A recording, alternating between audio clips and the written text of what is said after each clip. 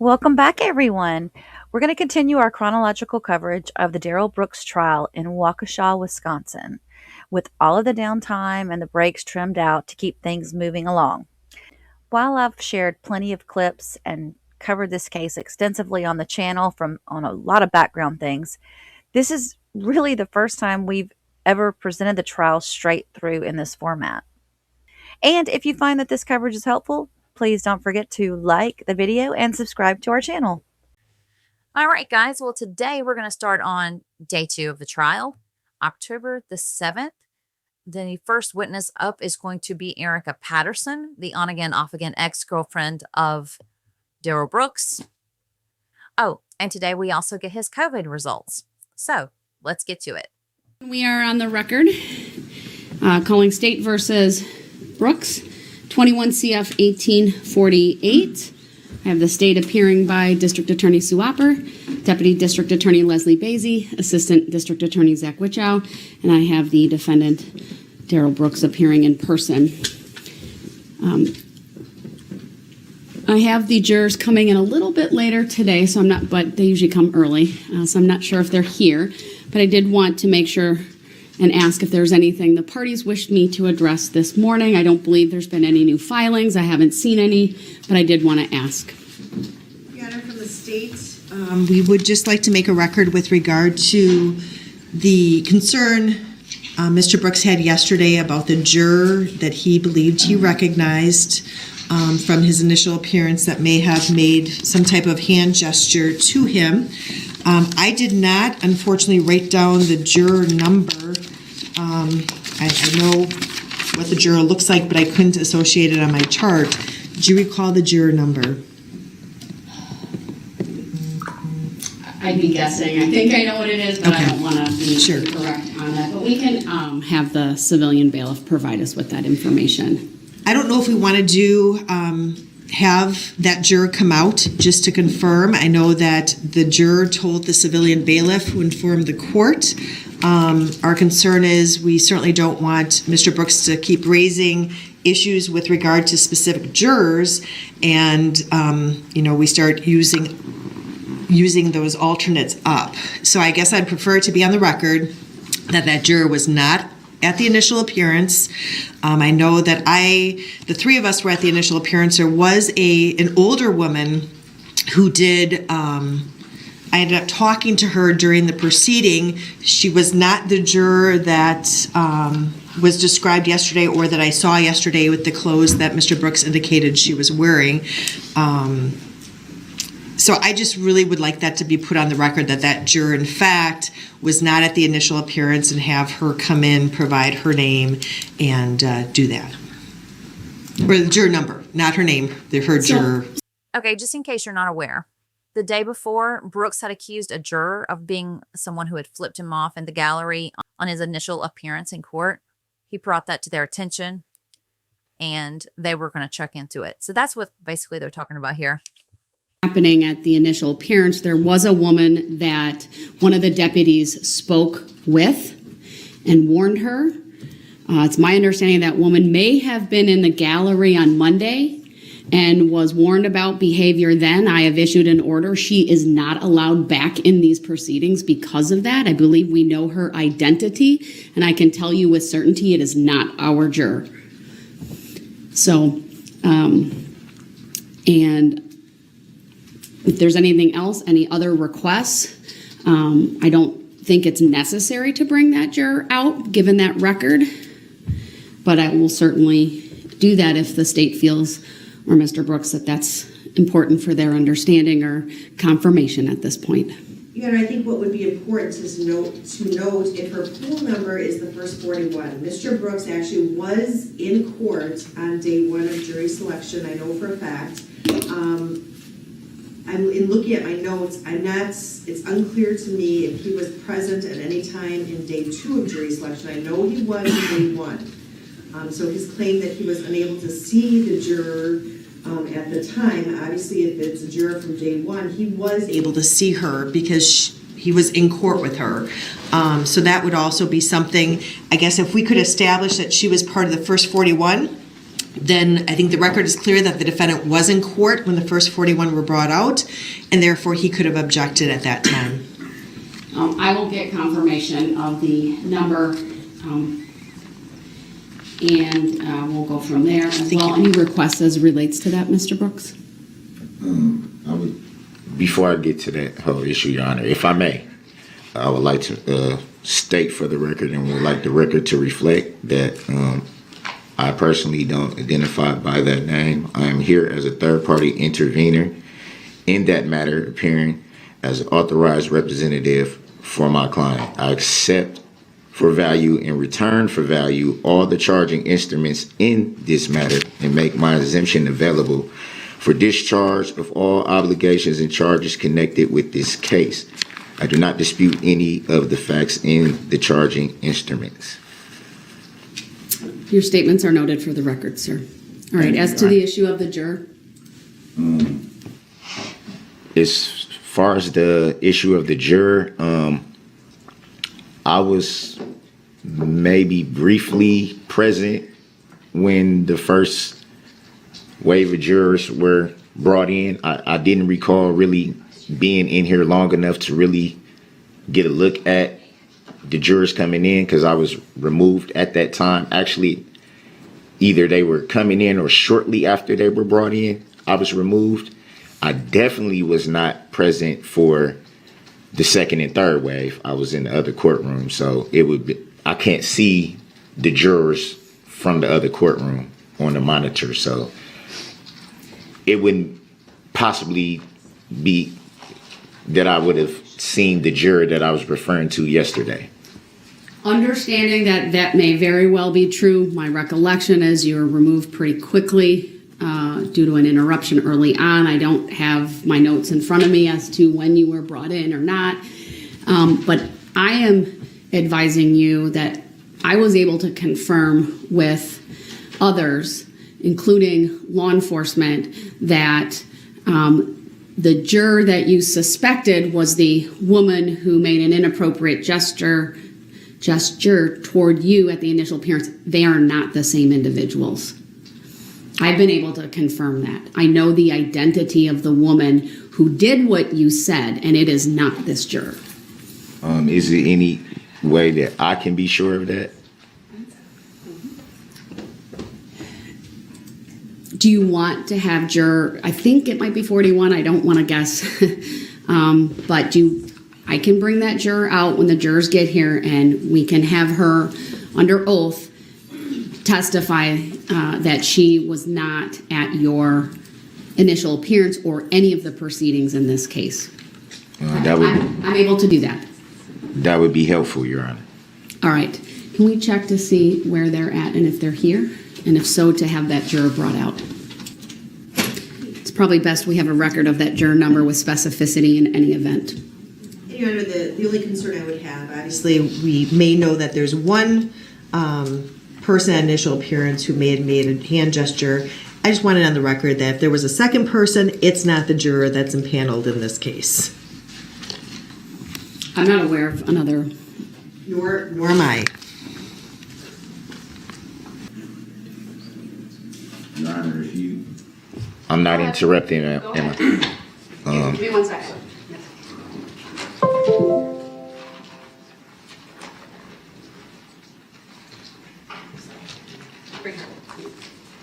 The juror will be out momentarily. Go ahead, Mr. Brooks. I would like to state for the record, the prosecution seems to be saying this with firsthand knowledge. You referring to the issue we're talking about right now? Correct, Your Honor. Is there a question with that, or I'm not understanding why you're raising that at this moment? Well, I'm raising it because the prosecution said that, and they stated that they knew for a fact that this juror is not the juror that I'm speaking of. I said that. Well, the prosecution said it too, Your Honor. I provided the information, said I've been able to confirm the identity of the person who made an inappropriate gesture to you at your initial appearance. And then based upon the informal questioning of the juror that you suspected was that, determined there, confirmed that she was not that individual, and then subsequent to confirming that with that informal information, I was able to do some additional questioning of law enforcement and others to determine the identity of that other person and confirm, in fact, that what you said happened, but it's not this juror. But we're going to bring that juror out just so you can, or I will, question her about that. So there's a very clear record that your concern and whether one of the jurors on this panel was at your initial appearance and made an inappropriate gesture can be put to bed once and for all, so that you're satisfied they are two different people, okay?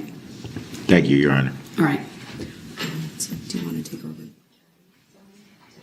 No, yes, just can sit in the jury box. She's a juror. She may be put under oath and questioned, but she's a juror, and so no one can film her or take her photograph.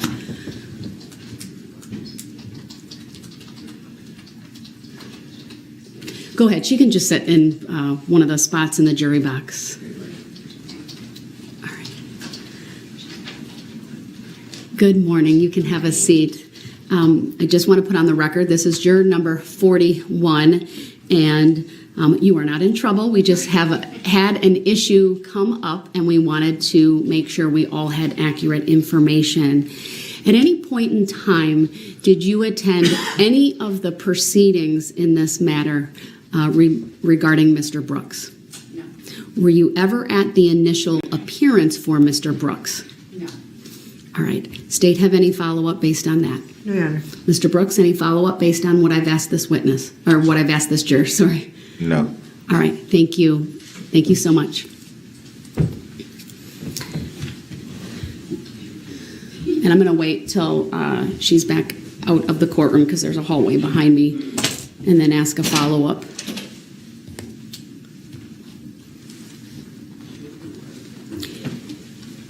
Are they gone? No. Mr. Brooks, we brought out juror number 41. Was that the same juror that you initially suspected was someone who was at your initial appearance? Yes, Your Honor. All right. And again, she denied. She said she told us she wasn't there, and I trust that satisfies your inquiry into this issue. I'm still a little leery, but Okay. I say that. I'm not interrupting, am I? Go ahead. I say that because I don't forget faces. I don't. All right. I understand what you're saying, but the record is made clear, and I'll make a finding that juror number 41 was not at your initial appearance and is not the person who made an inappropriate gesture to you either at or following that hearing. All right. Then any other issues from the state? Yes, Judge, just briefly, a few. From yesterday's testimony, we'd like to move into evidence Exhibit 1, which was the map, Exhibit 3, which was the video played during Corey Runkle's testimony, and Exhibit 5, which is the photograph of Erika Patterson. They were all testified to yesterday. Any objection? Mr. Brooks? Yes, Your Honor. I guess it would be to the terms of relevancy. There's been no testimony from Ms. Patterson, so I'm just curious to know the relevancy of that being made evidence at this point in time, because from what was said yesterday was that she would be testifying at some point. Would it not be better to have that admitted then if she decides to testify instead of right now when we're not even sure if she is going to testify? Your objections are noted for the record. There was a proper foundation laid regarding each one of these exhibits. They also are relevant to the issues within this trial, and I'll admit exhibits 1, 3, and 5, and also advise the jury when they come back into court this morning. Your Honor, I'm not interrupting, am I? Hold on, I'm not to you yet. If there are any issues, any other issues from the state. Yes, Your Honor, I would just like the record to indicate that I understand we did not follow up with this after the lunch break on the record, but it was my understanding that Mr. Brooks did receive the medical attention that he was seeking over the lunch hour. So I just wanted that on the record. And then finally, Your Honor, just a reminder to Mr. Brooks as to the other acts evidence. In line with his questioning of Corey Runkle yesterday, Erika Patterson will be testifying here this morning. The court issued a ruling as to the other acts evidence. The state strictly abided by that. Mr. Brooks came very close several times to opening the door to that testimony. We treaded very lightly on purpose to be respectful of the court's ruling, but the court warned him twice. Mr. Witchow even personally went over and warned Mr. Brooks during Ms. Runkle's testimony. And before we start another round of challenges, potentially during Ms. Patterson's testimony, we just wanted to make a record of that so that Mr. Brooks knows if he opens the door to that other act's testimony, it will come in. I appreciate the state raising that as well. Mr. Brooks, on the issue of medical attention, did you see the jail nurse or other medical personnel during the lunch hour yesterday? Yes, I did. I received a cleaning of my cut and a bandage. All right, thank you. Oh, I'm sorry. I was getting to the other parts of the injuries. They Go ahead. viewed the bruises that I have on my arm and legs as well. I don't know what's going to happen behind that, but I was looked at. All right, thank you. Does not appear to me that any of these injuries are interfering in any way with your ability to be here today and assist in your own defense. So that's good. Yeah, I'm just a little tender, just a little sore. So. All right. Mr. Brooks, do you understand what the state is referencing as it relates to the other acts evidence? I do not understand. Do you recall being in court at the end of August when the court addressed a number of motions, including a motion brought by the state to admit other acts?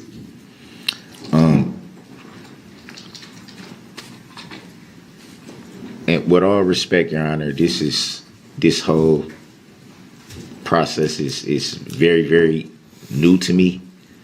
So I'm trying to, I guess, stay within bounds of the questions that I'm allowed to ask. If I color outside the line, so to speak, it is not intentionally, because I'm basically learning as I go. So I'm going to have my clerk print out the motion for other acts that was filed by the state, along with the response that was filed by your attorneys at that time, and further advise you the court did not grant the state's request to admit other acts as it relates to your conduct with Erika Patterson prior to November 21 of 2021. And your questions yesterday of Ms. Runkle could have opened the door to the court revisiting that issue. That's why the court stopped. It was interesting. Ms. Runkle clearly was advised not to talk about other acts. The state followed the requirement that they advise their witnesses about the court's order as it relates to other acts. And I believe I kind of paused twice and said, "Are you sure you want to answer that?" I referenced generally some prior rulings so as not to alert the jury to anything more than that. And then at one point, Attorney Witchow also came over, muted your microphone. I don't know what was said, but my understanding is he basically kind of gave you the same caution. There's a ruling, something to that effect. And I know you didn't proceed with the questions that you had originally attempted to ask this witness. So it's very clear what we're talking about. Again, I'm going to give you these filings so that you understand what I prohibited in this trial. And the record should reflect those filings are being provided. Madam Clerk, do you happen to have the Document numbers for those? Sorry, I should. 170 Document 170. and 161. 161. So documents 170 and 161 were provided to Mr. Brooks. So the only other thing I'll say on that, sir, is if you ask questions, that would open up the door potentially, or at least ask questions that call for answers that might fall within that order that I issued. You do that at your own peril, and you may open the door to the state bringing in other witnesses and other testimony about those issues. So I want you to be advised of that. You are correct that when the state made the request, I prohibited the state from introducing that evidence. So you're not incorrect when you say I didn't, when you kind of referenced about there's a difference between me prohibiting you and prohibiting the state. But from my perspective, the order that I issued was to your benefit. And so you can ask those questions. You're not prohibited, but then you potentially open the door to that information becoming admissible in this case. So I want you to be advised of that. May I quick, Your Honor? Go ahead. I would just like to say that I accept for value in return for value these filings. I do believe that I have a little bit more clarity, if that helps. Thank you for putting that on the record. Do you have any other issues you want me to address? Just very, very quick. I still don't understand the nature and cause of the charges against me, Your Honor, and I still would motion for, or tennis motion for the jurisdiction to be proven, the subject matter jurisdiction. And also a motion for finding of fact. Your requests are all noted for the record, and for the reasons previously stated on this record, I'm not going to answer those requests any further. They've already been denied by the court. I'd point you to the case of the Beneby decision at 654 F. 3rd 753. All right. Anything else, sir? I'm not interrupting, am I? No, I'm asking you a question. Just for the record, Your Honor, I would like the record to reflect, is that a judicial determination that you are making?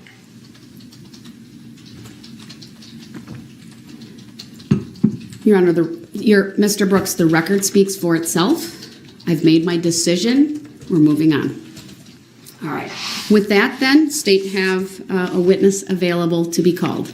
We do. Would you also just make a record, Your Honor, this morning that Mr. Brooks does appear again in his orange jail uniform, and that he was offered the ability to wear street clothes and declined that offer?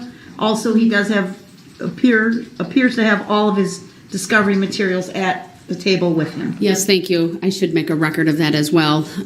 I didn't state at the outset Mr. Brooks is here in person and in custody. He once again has come to the courtroom in jail attire. I presume, Mr. Brooks, but please confirm for me you were offered the opportunity to change into street clothes. As I stated on the record yesterday, I'm waiting for the results of the COVID test that I took. So until I get those results back, I would prefer to not wear street clothes at this time. All right. Can you confirm for me, though, that you were provided an opportunity to change into them if you so chose? And not to my knowledge. Sir, I'm providing you with that opportunity right now. If you would like to change into your street clothes, into the suit and tie that you had previously, or any other street clothes, I would give you that opportunity. Did you hear me advise you of that just now? I might consider it. Maybe I may have more information from the medical staff once we take a break, or maybe I'm anticipating. Well, actually, I anticipated that I would know before we even started court. So Do that you want me to have the bailiffs ask the CO if there's any new information that can be relayed to you before we bring the jury out? that would be helpful, Your Honor. Do you have any objection? I could email the jail administrator if you want, or I can just simply have the bailiffs do that. Whichever works best for Your Honor. All right, let's see. She's not going to give me information in an email, that much I know, but I could at least find out if there's new information. If there's new information, then it's going to have to be given to you directly. That may require you to be taken into the holding cell to be given that information, okay? I'm okay with that. Okay. Let me just continue that. Again, right now he's in the jail attire. We're going to give him an opportunity to see if there's any update regarding the testing that was done earlier this week. And until we at least get word whether there is new information or not, we'll not bring the jury out. I will make a record that Mr. Brooks does have the 3 boxes that have been referenced previously.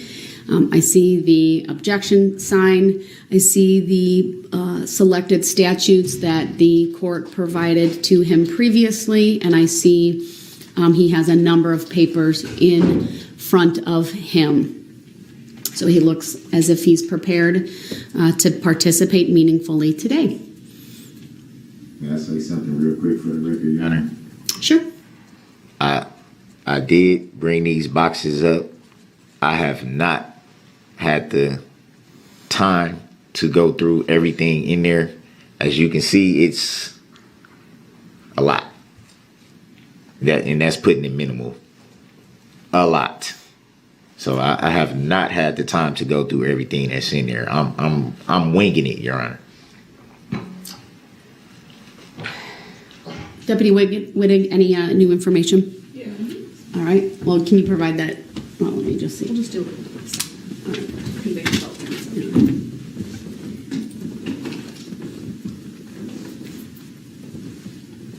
All right. The information that I have on whether there's new information is they don't have the results, but medical will be called again to check on that to see if anything new.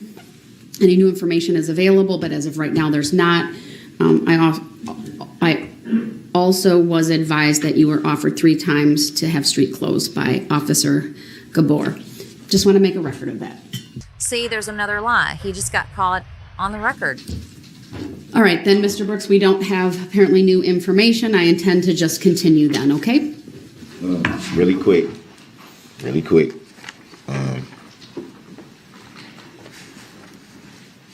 To the decision of Your Honor for me to be removed from the proceedings over the last few days.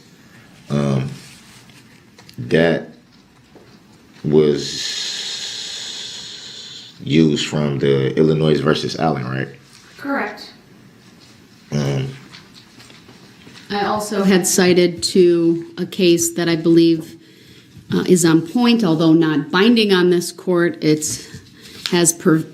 am persuaded by the reasoning in United States versus Jennings, found at 855 F Sup 1427, which is from 1994, from Pennsylvania. And as well as, just that one. That was affirmed by the Third Circuit in United States v. Jennings, 61 F. 3rd, 867. Third Circuit, 1995.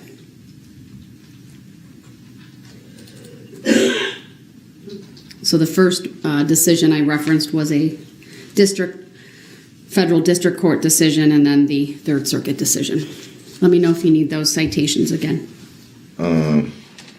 Does any one of those mention the being present through audio and visual? Yes, audio. In other words, the Would that be defendant in that case, who also was a pro se defendant, was removed from the courtroom after he said he would continue disruptive conduct in the presence of prospective jurors, but he was able to continue to listen to proceedings through loudspeakers and transmit messages to the court, was barred, and what the court held is he was barred from the proceedings by his own conduct, not by the court, and the conviction in that case was affirmed. Do you want that citation again? No, I'm not interrupting, am I? No, go ahead. I do represent myself pro per. I would like that stated for the record. I'd like the record to reflect that, not pro se. The record will so reflect your choice of term to describe your appearance today. I've briefly read Illinois versus Allen. It didn't say, it didn't give any reference at all to him being present by audio or visual in that case whatsoever. It just strictly talks about the reasons that he was removed and the options that the judge had in that. One of them being that he could be bound and gagged. One of them being that he can be held in contempt and removed from the courtroom while the trial would continue, but it did not say anything about being present visually or audio or by audio. Well, I appreciate you reading the case, sir, and providing that information. I'm well aware of what the case says, and as that case says, the Supreme Court talked about there would be no one formula for maintaining the appropriate courtroom atmosphere, and no one formula will be best in all situations. But the Supreme Court said this: we think there are at least 3 constitutionally permissible ways for a trial judge to handle an obstreperous defendant like Allen, going through the 3 things that you identify. And my findings here are that there's a 4th way, and that's through the wonders of technology that weren't available in 1970 when that decision was authored. So I appreciate the notation on the record. You are here today, and I hope you stay here today. That's certainly my preference. You've demonstrated you're able to prepare, you're able to ask questions, you're able to articulate in a clear, coherent, cogent, and responsive way. And I'd like to bring the jury out. And that's what we're going to do next. I'm interrupting real quick. I just want to say something very quick to that. Very quick, sir. I don't see that 4th way, Your Honor. Also, when Mr. Brooks, my decision stands from previous. If you believe there's any error that I made, that is for you to address if there is a conviction and on appeal. But my decision stands. And the record speaks for itself.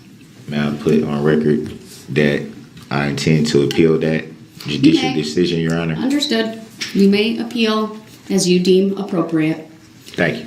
All right, thank you. Let's bring the jury out. I will ask everyone stand for the jury out of respect for them.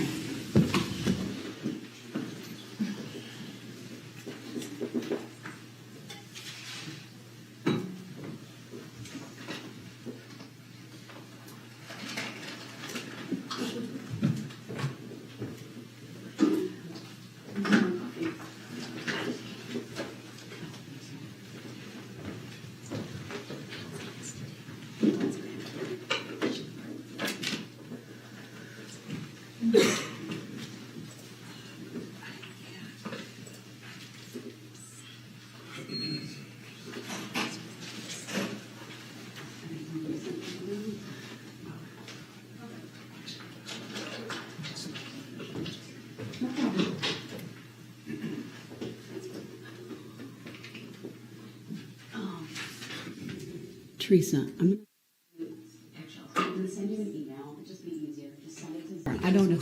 Oh, poor guy. Right. So I'm going to send you this email. I just need the cases printed off. I don't want to interrupt with printing here. Or do you want to send it to the G20? I'm not going to send it. I'd have to search for it. So. Okay. Well, why don't you email it to me and I'll print it over. Sounds good.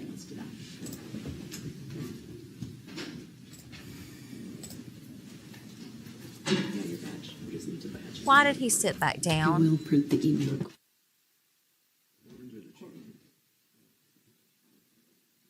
That's 20, right? I will print that for myself quick.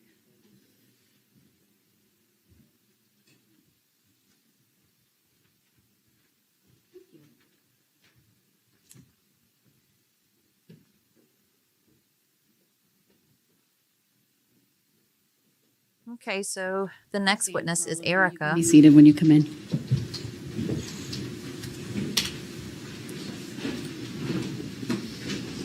And good morning, ladies and gentlemen of the jury. Welcome back.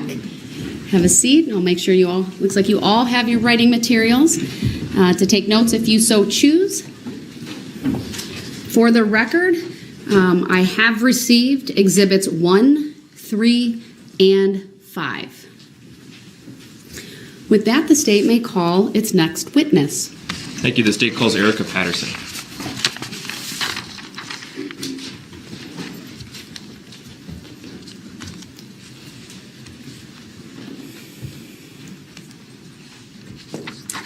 Good morning, Ms. Patterson. If you would please make your way to the witness stand, which is upper riser and to my right.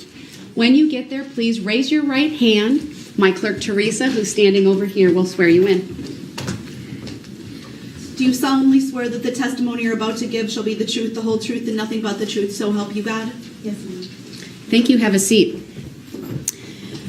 First thing I will have you do is to state your first and last names for the record and then spell each. Okay. Erika Patterson, ErikaPatterson. All right, thank you. Go ahead, your witness. Thank you. Good morning, Ms. Patterson. How are you doing today? I'm fine, thank you. Sorry. All right. Can you tell us, do you know a man by the name of Darrell Brooks? Yes, sir. Your Honor, I'd ask that the court have Mr. Brooks temporarily remove his mask. Mr. Brooks, you're advised to Remove your mask, please. Thank you. Ms. Patterson, do you see Darrell Brooks in the courtroom today?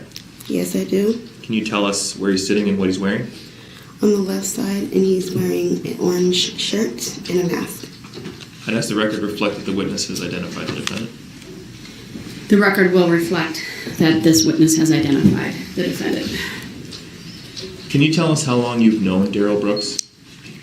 Since I was 15, How old are you now? 32 today. Oh, happy birthday. Thank you.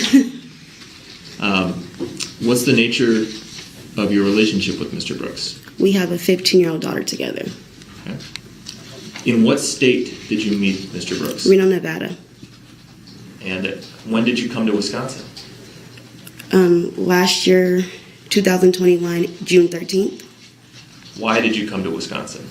We were coming out here. I was going to be out here for 2 weeks and go back, but I never went back. Who did you come to Wisconsin with? Darrell Brooks. Where did you live when you got to Wisconsin? Atlanta, Georgia. Oh, we lived with his mother, sorry. Mr. Brooks' mother? Mm-hmm. In what city was that? Hold on. Was that a yes? Yes, I'm sorry. That's okay. That's what my job is, to make sure the record is Yes, correct. ma'am. Milwaukee, Wisconsin. Okay. At some point, did you stop living in Milwaukee and start living in Waukesha? Yes, I did. Do you remember approximately when that timeline was? November 2nd, 2021. Okay. Where were you staying in Waukesha? The women's shelter in Waukesha. That's downtown? Yes. Okay. Do you know a person by the name of Corey Runkle? Yes. Where did you meet Corey Runkle? The women's shelter. Were you roommates? Yes. Okay. I want to direct your attention to the date of November 21st, 2021. Yes. Did you know anything about a parade happening in Waukesha that day when you woke up that morning? I didn't know about the parade. Okay, what about that afternoon? Did it become apparent to you that something Yes. was going on? Yes. Did you come into contact with Darrell Brooks on the afternoon of November 21st, 2021? Yes. Where did you first come into contact with Mr. Brooks? At Frame Park. And how did that come about? What were you doing and why did he get there? We were messaging and calling each other all day. We were arguing back and forth. He came out there. Well, I told him I was with Miss Corey, and he came out there. I told him where I was, got in his car, we drove around, and then I forgot the street. We went up that street. It's a hill. It's kind of by the Walgreens. We went up that hill, we drove around, me and him got into an altercation. He hit me in my eye, I jumped out of the car, walked and found my way back by Frame Park, and then he followed me there. And then I went back in his car, I got out, and I had called Corey. Well, I called Corey before that, and she came to meet me. I told her that me and him got into an altercation. So she met up with me, and by the time she got there, she pulled me out the way because his car turned around. He swerved. She pulled me out the way. He got up his car, and they got into an altercation. He pushed her in her face, and I don't remember if she hit him back or anything. But after that, we walked away and walked back to the women's shelter. Okay. Let's go back and go through some of the details of that, all right? Yes. You said that you told Mr. Brooks that you were hanging out with Miss Corey. Yes. Were you hanging out with Corey Runkle earlier that day? Yes, her and her friend Nick. Okay. Yes. Do you remember where you were with those two? Is at the Frame Park because we had split up when I met up with Darrell. Okay. Do you remember what you were doing in Frame Park with Corey? We were just hanging out. Okay. Any alcohol involved? Yeah, a little bit. Do you they remember? had like a Mike's Hard, the little Mike's Hard beer. Okay. Yeah. Would you say that you were intoxicated after consuming one Mike's Hard beer? No, I was not. Okay. And at what point did you split up with Corey? When Darrell was on his way, Corey and Nick had left, so I sat there and waited for him. We were still arguing on the phone, but I waited for him. And you were in Frame Park? Yes. How did Darrell arrive? That is, he didn't walk to Waukesha. He drove Okay. in his mother's car. It was the red, was it a Ford, I believe? I'm not sure what kind of car, but it was the red. Had you seen him driving that car on previous occasions? Yes. Had you ever been in that vehicle before? Yes. When you were staying with Mr. Brooks' mother, were you staying in the house? No. Where were you staying? We were outside. Sometimes we'd sleep in that car because his mom, he was not allowed to, be in the house. So, yes. And you slept in that car with Mr. Brooks? Yes. That was before November of 2021? Yes. Okay. Describe for us what happened when Mr. Brooks first arrived in Frame Park, when you first saw him that day. We were still arguing, pretty much. He was already in a bad mood when he met up with me anyways. This is an argument that face-to-face, using words, not messaging, Yes. right? Yes. Okay. Did you get in the vehicle? Yes. Okay, and what happened next? We drove around and we were arguing, and that's when we got into the altercation in the car, and that's when I jumped out. We were up the hill. Do you remember exactly the route that the two of you took while you were driving around? Objection, relevancy. Overruled. She may answer. Yes, I do. I'm not sure the exact street names. Like I said, I'm not from Waukesha, but I do know the route. After, the next day you met with Detective Steve Guth, is that right? Yes. It was the same day. Okay. And you got in a squad car with Detective Guth Oh, that was the next day, yes. Sorry. and showed him the route that you took with Mr. Brooks? Yes, I did. Okay. The audio that they're going to describe here, I'm going to actually put it at the end of this video so you guys can hear it all. All right. You described going up a hill, right? Yes. Did you cross the river before you did that? No. Okay. What happened once you got up at the top of the hill? He drove up farther more, and then that's when I jumped. It was up the hill. It was farther more, and then that's when he hit me, and I jumped out of his car. Well, his mother's car. Where were you sitting when he hit you? The passenger side front seat. Where was he sitting? Driver's side. What did he use to hit you? His hand. Was it an open hand, a closed fist? Yes. What was it? Like this, sorry, like his open hand. Okay. But it was hard. So the record should reflect that the witness raised her right hand and Yes. kind of waved it almost like a back slap? No, harder than that. Okay. What did you do after Mr. Brooks struck you? I cried, and then I just jumped out of the car. And then going towards down the hill, that's when he was following me. Describe how you were going down the hill. Walking down the hill. And how was he going down the hill? Driving. The red Ford Escape? Yes. Okay. What happened next? He just followed me all the way to the park. Okay. He tried to take my phone from me at the light going down the hill, and he just kept following me and arguing with me out the window. Do you recall being near a gas station while this argument was happening? Yes. Objection irrelevant. Yes. Hold on. Overruled, she may answer, and the answer she provided may stand. Yes. It was right at the light. The gas station's on the, oh, that's a gas station on the left, and then Walgreens is towards the right. And do you remember what was being said at the gas station? I do not remember. What happened when you got past the gas station? I kept walking, he was still following me. Did you at any point attempt to contact anybody for help? No, just Corey, but towards the frame park. That's when I called her, when I got closer to there. Did she answer? Yes. What did you say? I said, he just hit me, and I said, I need you to meet me. And that's when she met me.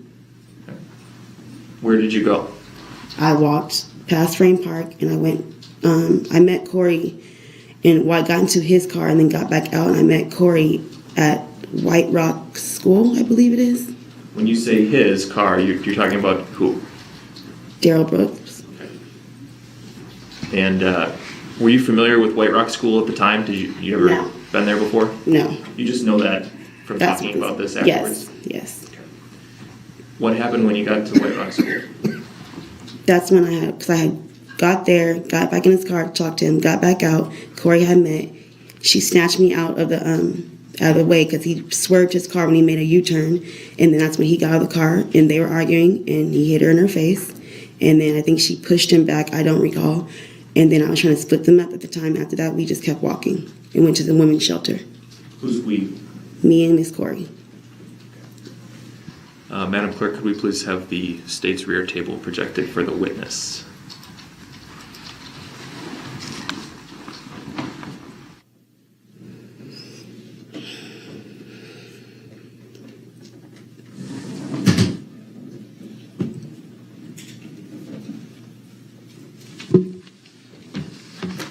Hey, Ms. Patterson, I've projected on the screen in front of you a video marked as State's Exhibit number 4. Do you see the screen? Yes.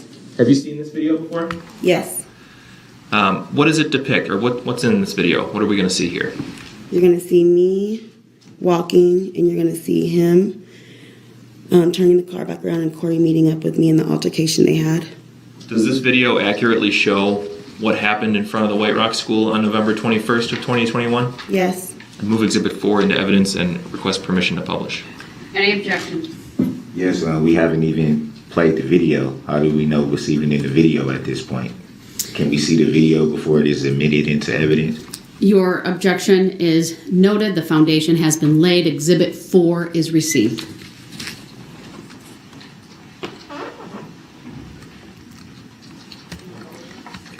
And permission to publish is granted.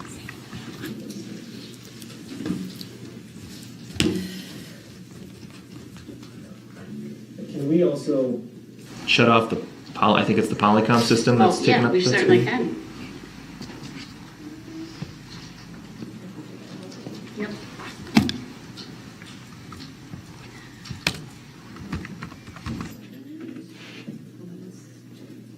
There you go. All right, we're going to play from a timestamp of 51 seconds in this exhibit.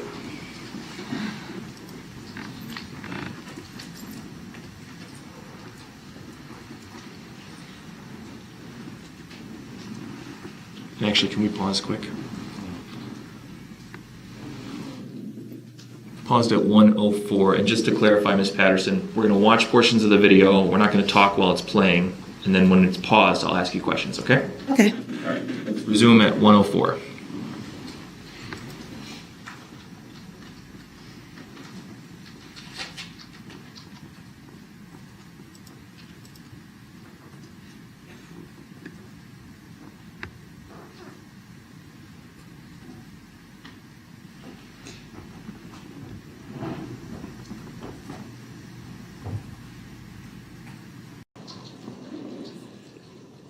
What did you do after Mr. Brooks struck you? I cried, and then I just jumped out of the car. And then going towards down the hill, that's when he was following me. Describe how you were going down the hill. walking down the hill. And how was he going down the hill? Driving. The red Ford Escape? Yes. Okay. What happened next? He just followed me all the way to the park. Okay. He tried to take my phone from me at the light going down the hill, and he just kept following me and arguing with me out the window. Do you recall being near a gas station while this argument was happening? Yes. Objection irrelevant. Yes. Hold on. Overruled, she may answer, and the answer she provided may stand. Yes. It was right at the light. The gas station's on the, oh, that's the gas station on the left, and then Walgreens is towards the right. And do you remember what was being said at the gas station? I do not remember. What happened when you got past the gas station? I kept walking, and he was still following me. Did you at any point attempt to contact anybody for help? No, just Corey, but towards the frame park. That's when I called her, when I got closer to there. Did she answer? Yes. What did you say? I said, he just hit me, and I said, I need you to meet me. And that's when she met me. Where did you go? I walked past Frame Park, and I went, I met Corey, and I got into his car and then got back out, and I met Corey at White Rock School, I believe it is. When you say his car, you're talking about who? Darrell Brooks. And were you familiar with White Rock School at the time? Did you ever No. been there before? No. You just know that from That's talking about this afterwards? Yes. What happened when you got to White Rock School? That's when because I had got there, got back in his car, talked to him, got back out. Corey had met. She snatched me out of the way because he swerved his car when he made a U-turn, and then that's when he got out of the car and they were arguing, and he hit her in her face, and then I think she pushed him back. I don't recall, and then I was trying to split them up at the time. After that, we just kept walking and went to the women's shelter. Who's we? Me and Miss Corey. Madam Clerk, could we please have the state's rear table projected for the witness? Hey, Ms. Patterson, I've projected on the screen in front of you a video marked as State's Exhibit number 4. Do you see the screen? Yes. Have you seen this video before? Yes. What does it depict, or what's in this video? What are we going to see here? You're going to see me walking, and you're going to see him turning the car back around and Corey meeting up with me in the altercation they had. Does this video accurately show what happened in front of the White Rock School on November 21st of 2021? Yes. Move Exhibit 4 into evidence and request permission to publish. Any objections? Yes, we haven't even played the video. How do we know what's even in the video at this point? Can we see the video before it is admitted into evidence? Your objection is noted. The foundation has been laid. Exhibit 4 is received. He's such an idiot. And permission to publish is granted.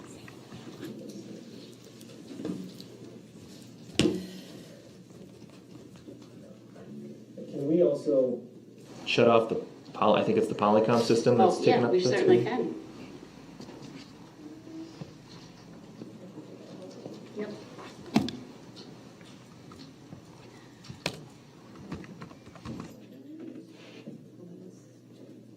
There you go.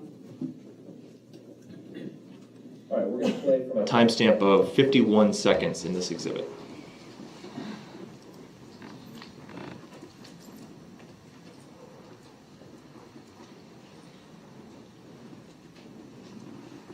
Actually, can we pause quick? Paused at 1:04, and just to clarify, Ms. Patterson, we're going to watch portions of the video. We're not going to talk while it's playing, and then when it's paused, I'll ask you questions, okay? Okay. All right, let's resume at 1:04. I'm zooming this in as much as I can for us. I don't know if that helps any.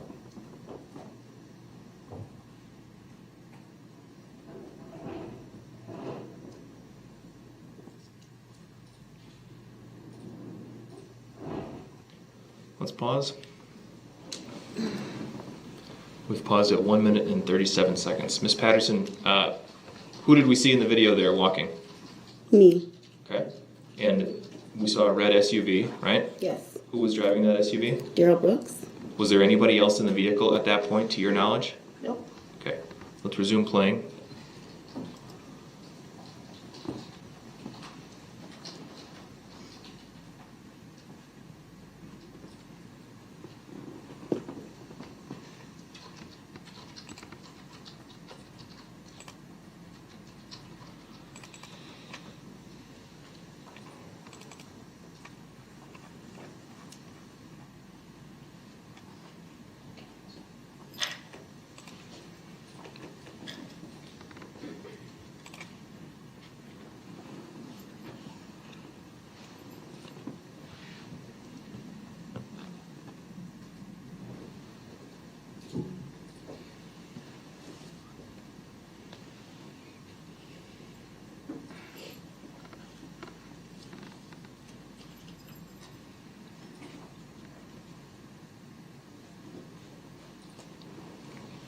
pause there. At 4 minutes and 17 seconds. The two people who just entered the screen from the right, do you know who they are? Corey and Nick. Do you know which is which? Corey's on the left, Nick's on the right. Let's resume playing.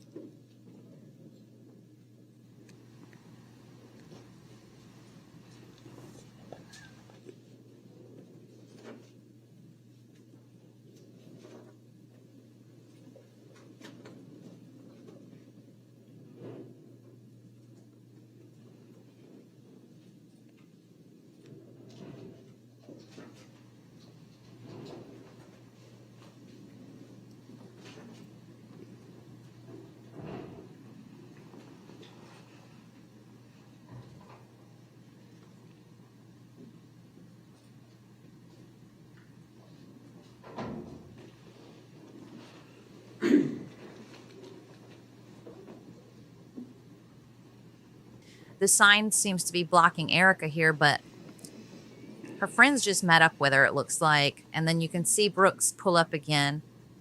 Is the driver door open? It kind of looks like the driver's doors was pulled open there.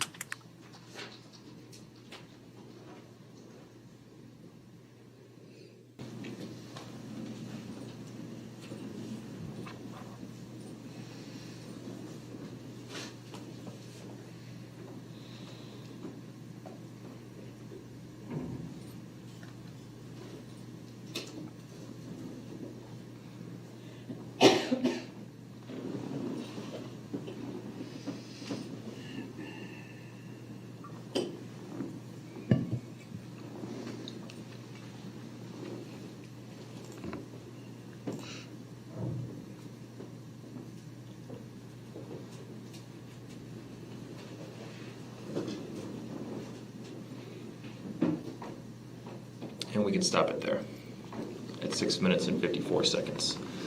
What did we see in that clip, Ms. Patterson? I walked away from Corey and Nick because I was mad because me and her started arguing after that because she was mad that I even met up with Mr. Brooks. Okay. And then she was running after me. Do you know the direction that you were walking there? Straight. And then... That's fair. Waukesha's sorry. confusing. I'm sorry. It really is. I'm sorry.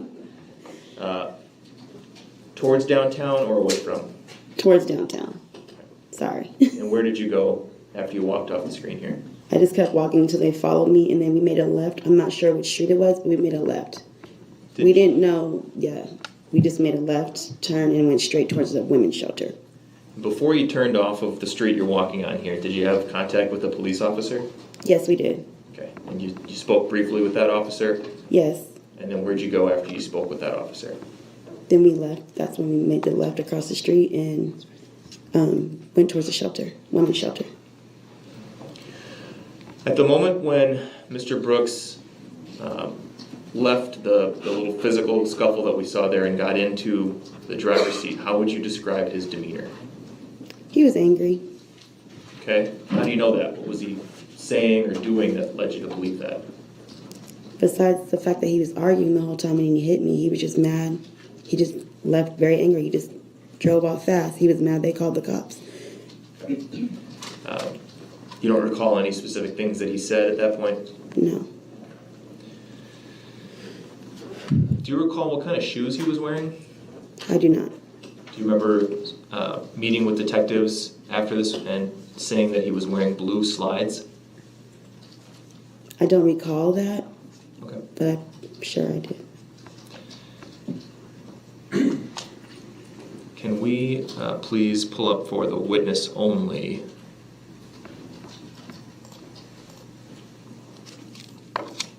Exhibit 5. Objection. Why is that for the witness? Oh, sorry. You recognize this photograph? Yes. Patterson? Yes. And I'm sorry, I didn't mean to jump ahead there. I'm assuming that Mr. Brooks withdrew that objection? Yeah. Thank you. That was my understanding, and appreciate that. Okay, go ahead. And I believe actually Exhibit 5 has already been received and published, so I'd ask to do that again, to publish again. Permission granted. Jack, wasn't it supposed to be for the witness only?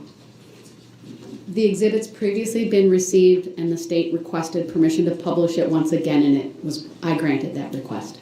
So when, just so I'm clear, when it's published again, then it's... Correct. When I say permission to publish granted, that means it will be shown to the courtroom and to the jury. Okay, I didn't understand. That's okay. Ms. Patterson, who's that in the picture? That's me. And that photograph was taken The day of the parade? November 21st, Yes. the night? Yes. Okay. And what injuries do we see in that video, in that photograph? That is my left eye that was swollen. Your left eye would have been the eye closest to the defendant, based on your description of where you and the defendant were sitting in the vehicle? Yes. Okay. And how did you sustain that injury? From him, Mr. Brooks, when he hit me.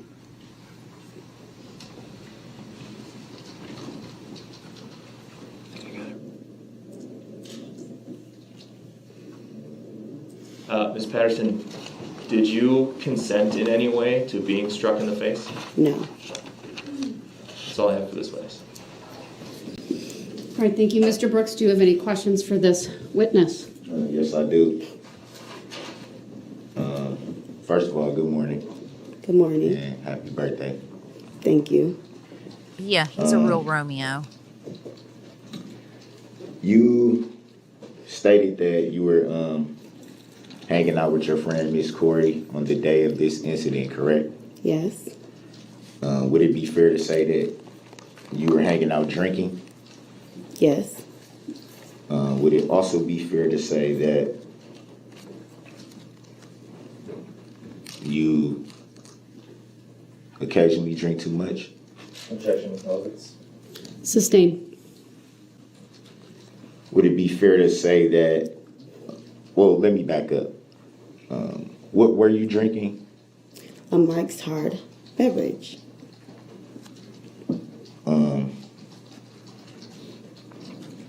Were you aware that it was said that you were actually drinking vodka?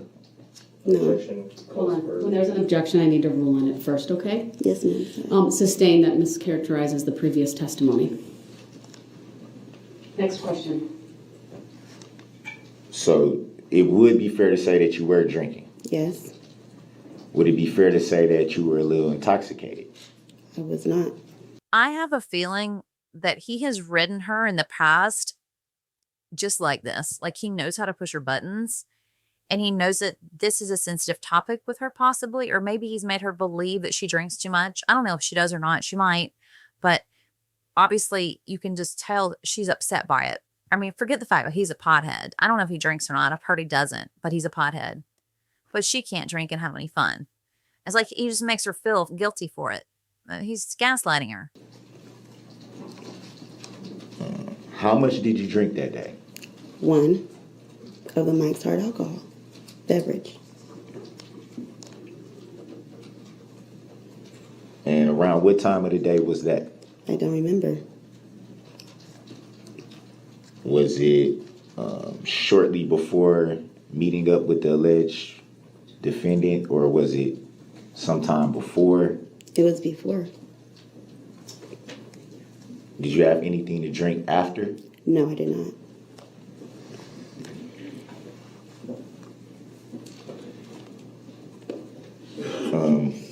You stated that you were engaging in a conversation with the alleged defendant via the telephone. Would that be fair to say? Yes. Texts, phone calls? Yes.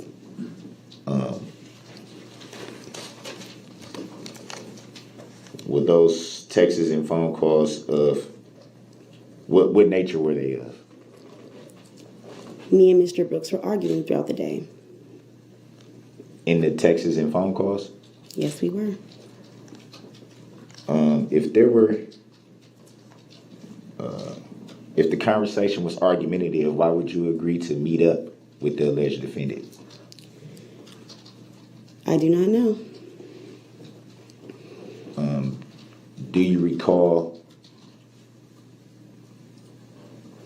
how the meetup was supposed to be set up? I don't recall. Did you at any time ask the alleged defendant to meet up with you? Well, I told Mr. Brooks where I was. Did you at any time ask to meet up with the alleged defendant? No, I did not. So it would be fair to say that the alleged defendant just came where you were? Yes, I told you where we were. And obviously, we were going to hang out. I never told Mr. Brooks to hang out with me. I told him where we were. So why would, if there was an argumentative conversation prior to you meeting up with the alleged defendant, why would you tell the alleged defendant where you were? Objection, asked and answered. Sustained.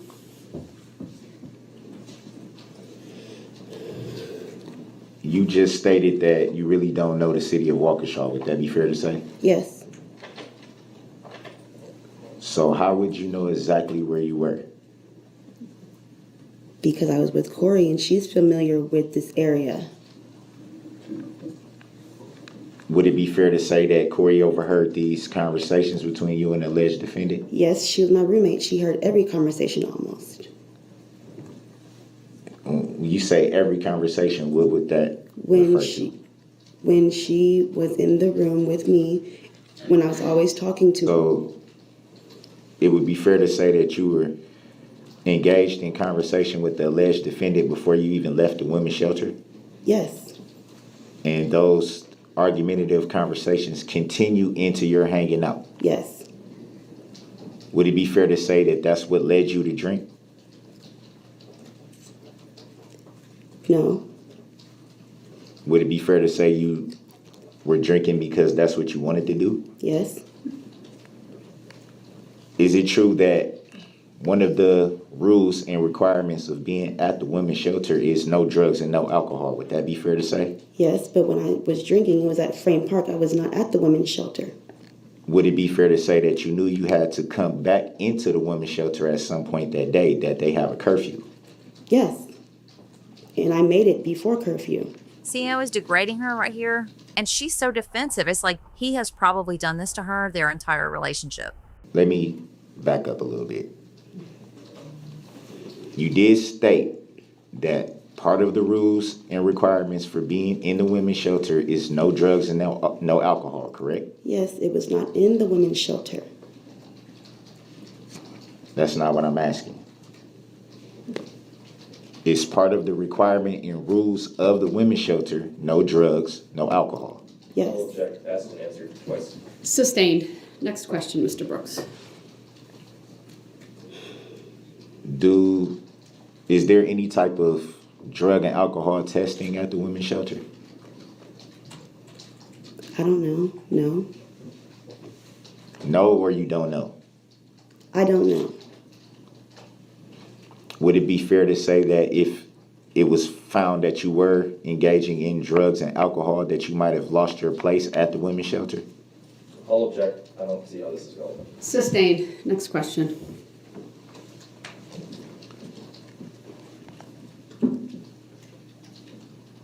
So around what time were you hanging out with Miss Corey, you said? I don't remember. Do you remember where you were at? Frame Park. Do you remember where in Frame Park? No. And approximately at what time did you meet up with the alleged defendant? I don't remember. How long were you with the alleged defendant? Do you remember that? Approximately 35 minutes. Do you recall what Well, you said that during this time you were with the alleged defendant that there was a arguing going on. Would that be fair to say? Yes. Do you remember what that argument was about? He was arguing with me about money because I did not bail him out. You also said that well, let me back up from that a little bit.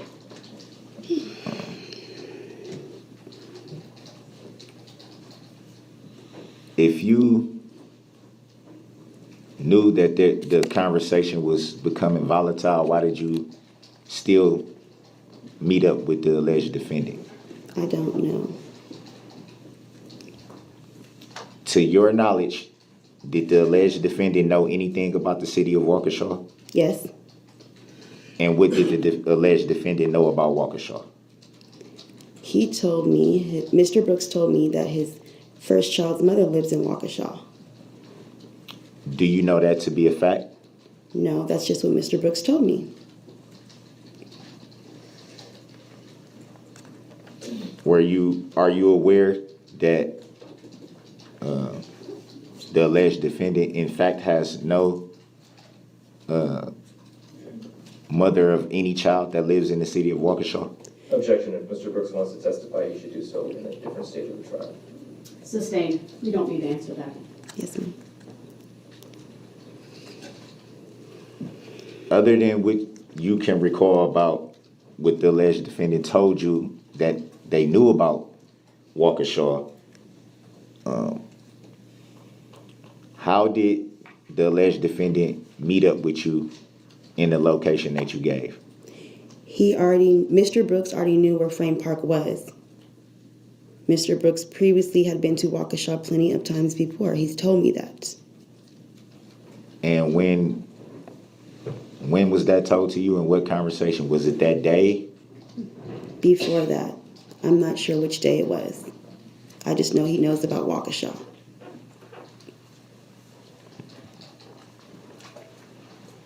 So, would it be fair to say that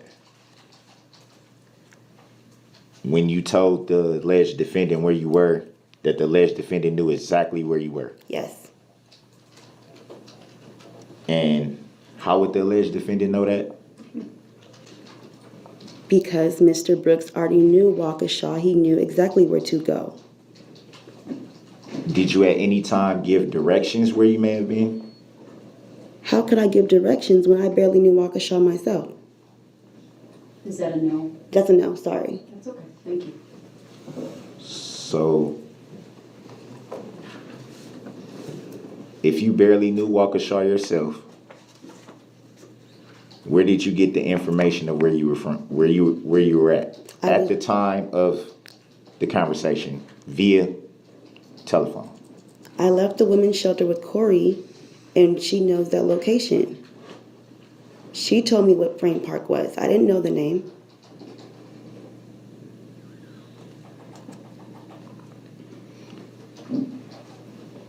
And would it be fair to say, assuming from what you just said, that you were with the alleged defendant for approximately around 30 minutes or so? Yes. And during that time, did you make any disparaging remarks or anything to entice the argument to escalate? No. So you didn't say anything at all during your 30 minutes with the alleged defendant?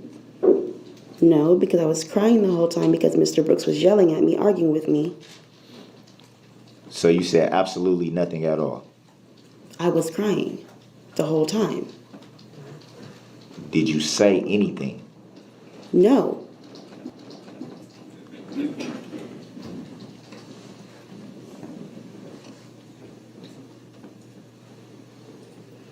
A few more questions. The phone call transcripts that they're discussing, I've got some of those. We're going to attach them I'll put them on a card in this video, so they'll be in the video description. they had a phone call where he got her to go back on what she had said that he did, and she was going to lie and say that she had lied or that she had lied about him hurting her. He had her doing that, but they had it all on tape because he was in jail when they had the phone conversation. But because he knew he could do that to her then, he thought he could do that to her here.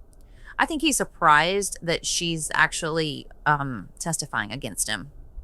I think he thought he had her wrapped up enough to where she wasn't going to do that. And obviously, by the way she's reacting to him, you can tell that she's done. She's been wanting out of this for a long time. To the best of your knowledge, do you remember talking with a detective? I don't want to butcher this name, Your Honor. I don't know how to pronounce it. You can spell it if that's helpful. A detective, Behrendt.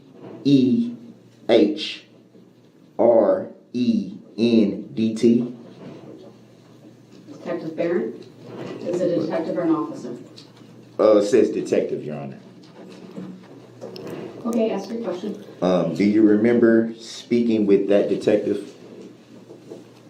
Yes.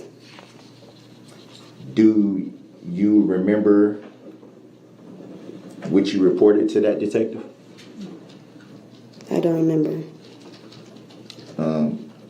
I'm reading directly from the statement, Your Honor, if I may. Ask your question. Do you remember reporting to that detective saying you were not completely forthright with all of the information that you had given because you were afraid to get other people involved in your drama or your business? I don't remember that. And I'll object and move to strike based on the fact that I think I'm safe in saying that that is not from the report which the defendant is referring to. The objection is sustained. I'll grant the motion to strike by the state of the question and any response that may have been elicited before I address the objection.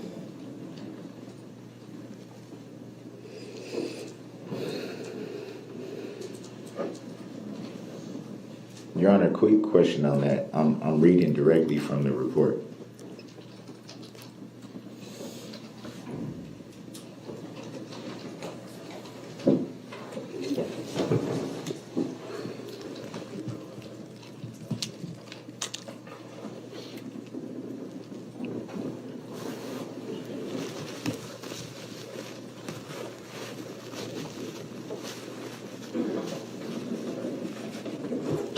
Next question, Mr. Brooks. Just 1 second, Your Honor. Okay. I apologize for that, Your Honor.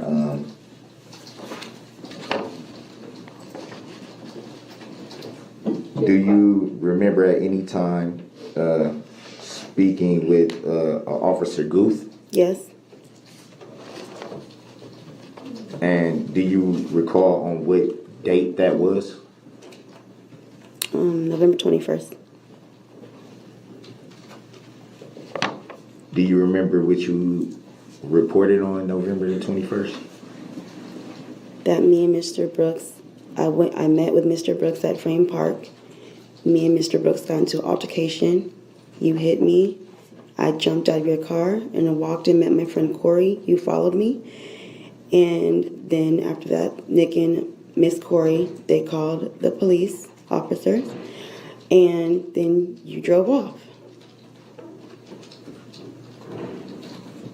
Just 1 second, Your Honor. Do you recall reporting to Officer Guth that you were not completely forthright with the information that you reported? I don't remember. And no, actually, no, I did not say that. I apologize.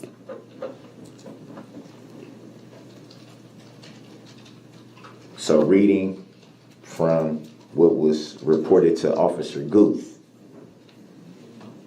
states that what I learned from Erika Patterson was that when I spoke to her on the previous evening with Officer Behrendt, was that the pronunciation, Your Honor? I'm sorry. I don't have it in front of me. I'm not sure. She was not completely forthright with all of the information she had given Would that be fair to say? What was your question? Do you recall in your reporting to Officer Guth that you were not forthright with the information that you gave? No. I don't recall that. So to the best of your recollection, at any time that you reported incidents to any law enforcement, at any time do you recall being untruthful? No.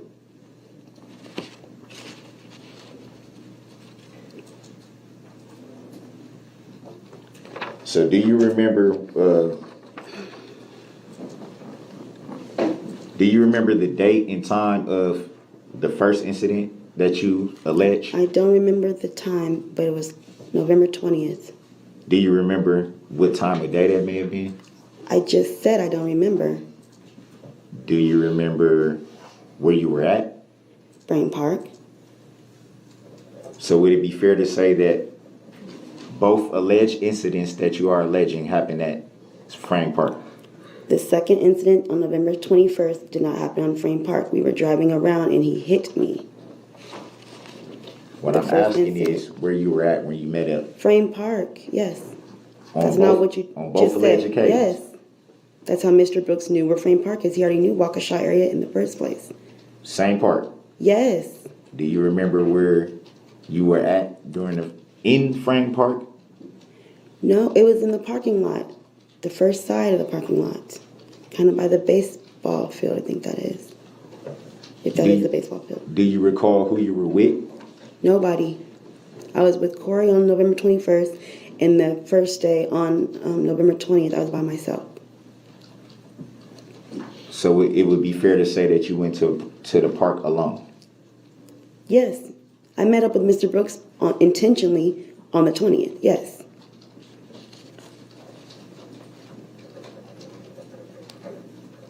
Were you drinking that day? No. And how did you know how to get to Frame Park, as you call it? I knew how to get to Frame Park because I'd been there previous times before that with Miss Corey. Walking past it. I knew how to get there because Corey walked with me that day too. I just was not with her. She walked towards there with me. And so then you separated? Yes. Did you separate from Miss Corey at any time during the 21st? Yes, I did. She left with Nick and I was with Mr. Darrell Brooks. Do you recall to the best of your knowledge that it may have been someone else that she was with, that was with you that day?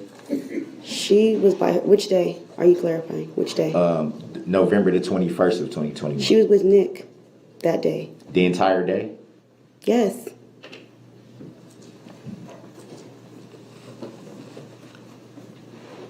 And you guys separated from that point?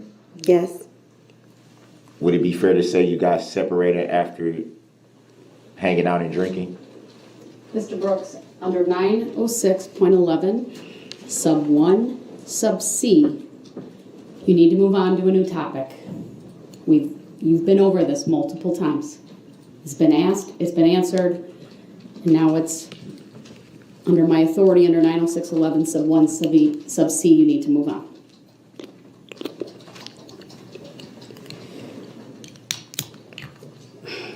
So to the best of your knowledge, well, let me back up. How did you communicate with the alleged defendant on November 20th of 2021? Phone calls. Strictly phone calls, texts? Both. Mostly phone calls.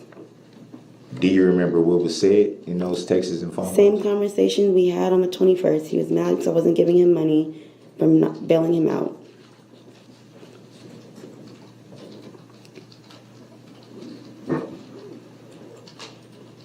So why would you meet up with the alleged defendant that day?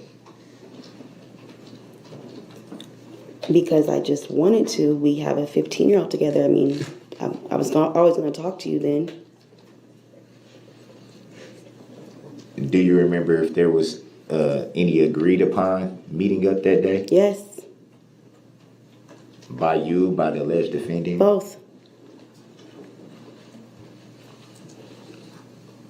Do you remember the reason why you were meeting up? I just said why. So it would have been just to conversate, Just to conversate. would it be fair to say that you could have communicated strictly by the phone? Yes. Objection. Under 906, 11 sub 1 sub C, the objection is sustained. Next topic, if you have one, Mr. Brooks. You said that you came to Wisconsin from another state. Would that be fair to say? Atlanta, Georgia, yes. June 13th, 2021.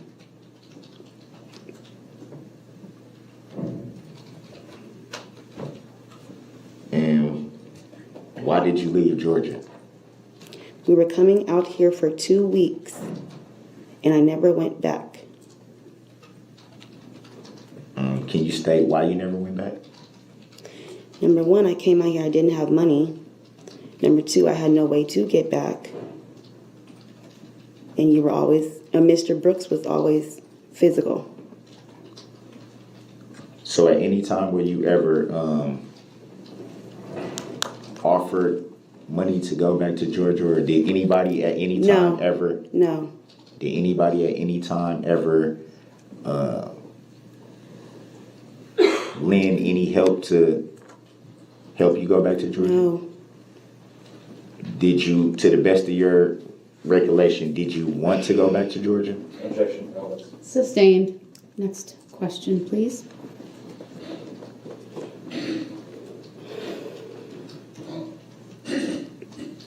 So he takes her to Wisconsin for quote unquote a 2-week vacation, but never brings her back home to her family in Georgia. So she's stuck in Wisconsin where he has family. Now she has no family. So he's alienating her from her friends and family. Sound familiar?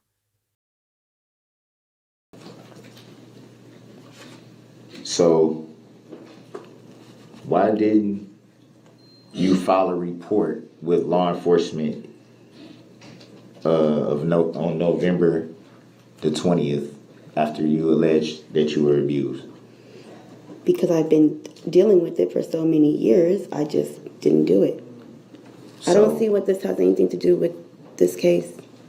How long have you known the alleged defendant again? Since I was 15. I'm 32 now. Would it be fair to say that you lived in different states from the alleged defendant? Yes, but Oh, I'm sorry, that there was. I was going to object and ask for clarification on the timeline there.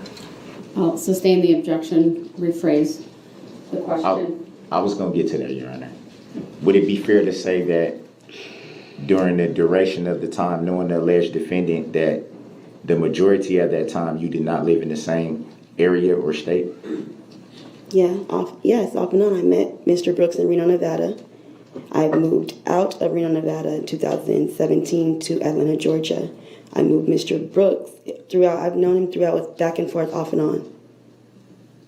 The whole 16 years, me and Mr. Brooks were not together, but it was off and on. Did you guys live in the same area off and on during that time? Objection. Asked and answered. Sustained. Out of the 16 years you said it was, correct? Yes, off and on, Mr. Brooks. How much of that time did you actually spend with the alleged defendant? Objection, relevance. Sustained. Also under 906.11 sub 1 sub C. Move on.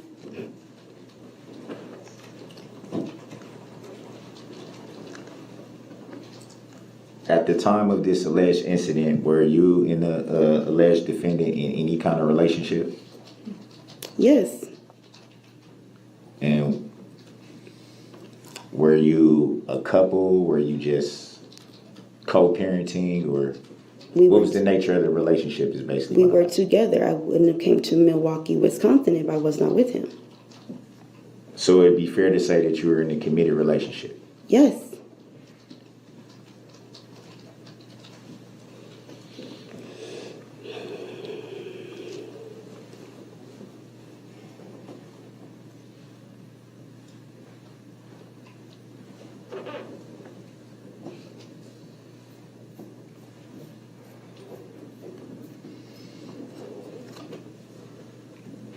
1 second, I'm just going over something.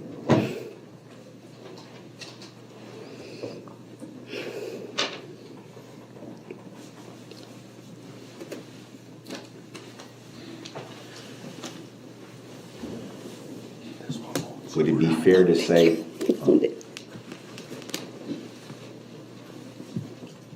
I'm sorry, I didn't know. Go ahead.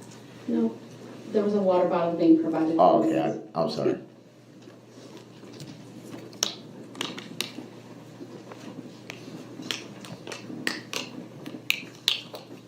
How did before you came back into contact with the alleged defendant, how long had it been since you had seen the alleged defendant? I don't know, but it's years, a couple years. So it would be fair to say that there was a significant gap in between interactions with the alleged defendant. Yes. Sustained, however, she provided the answer. It may stand. Next question.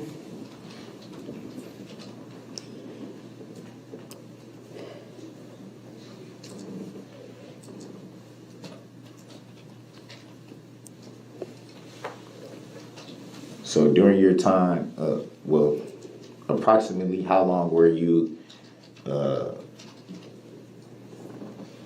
staying around the alleged defendant before this incident on November 21st took place? I don't know the exact time.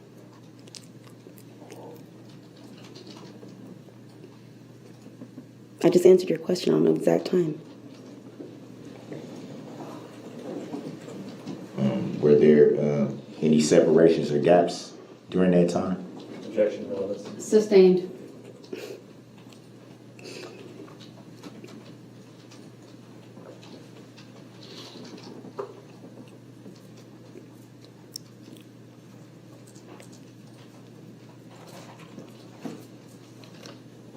At any time during these alleged incidents, were you with someone other than Miss Corey? Corey and Nick the day of the 21st, and then we separated and I met back up with them. Any time during that day were you with anyone else besides those two that you just named? Mr. Brooks, you. What about the alleged incident on the 20th? I left with Miss Corey, and then she went a whole different direction, and I went to Frame Park and met up with Mr. Brooks.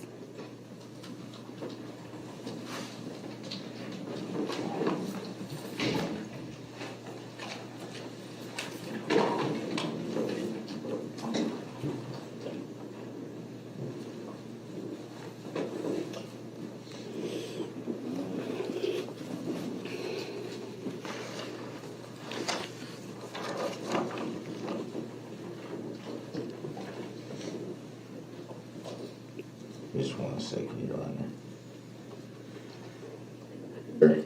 Recollection, you were not drinking on both of those days that you cite, the 20th or the 21st? The 20. Hold on.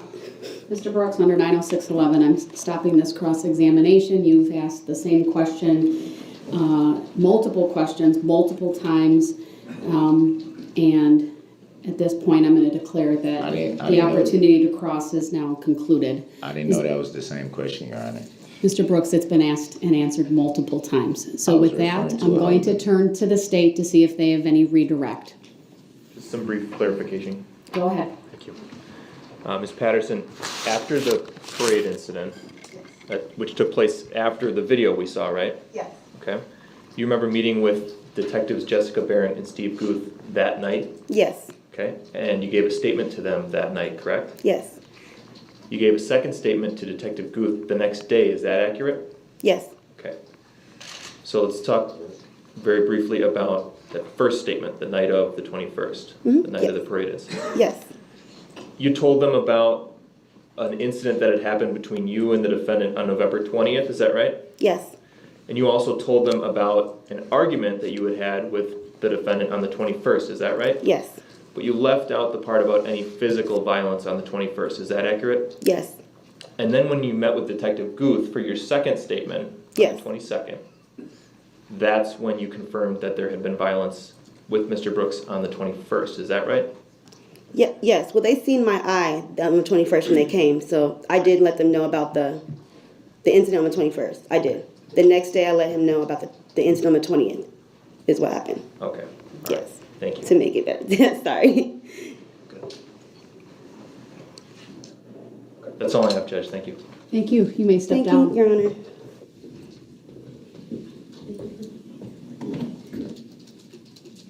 All right, and any reason to keep her under subpoena from the state? No. From the defense? Yes. Do you have a subpoena for her? To my understanding, I was supposed to. All right, I'll take that up in a little bit. For now, I'd ask that she be maintained under the state subpoena until I can clarify that issue. All right, state have the next witness available. Yes, we do.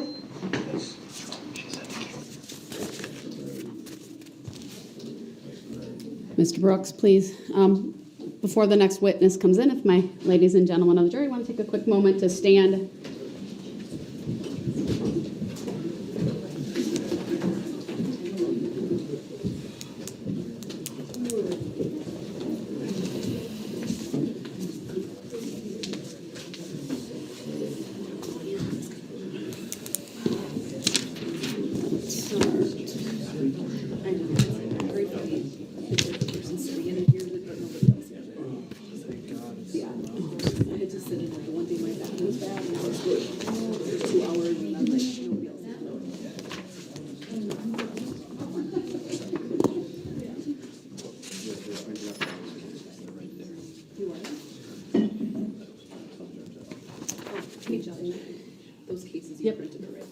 All right, thank you, everyone. Please be seated.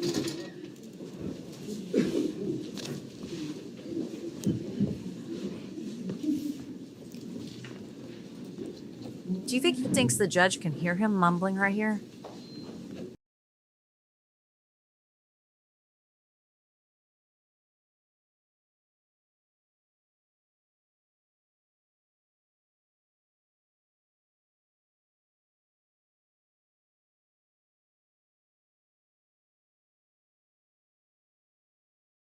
The state may call its next witness.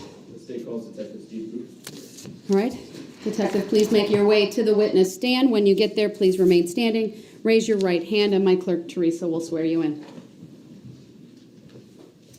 Do you solemnly swear that the testimony you're about to give shall be the truth, the whole truth, and nothing but the truth, so help you God? I do.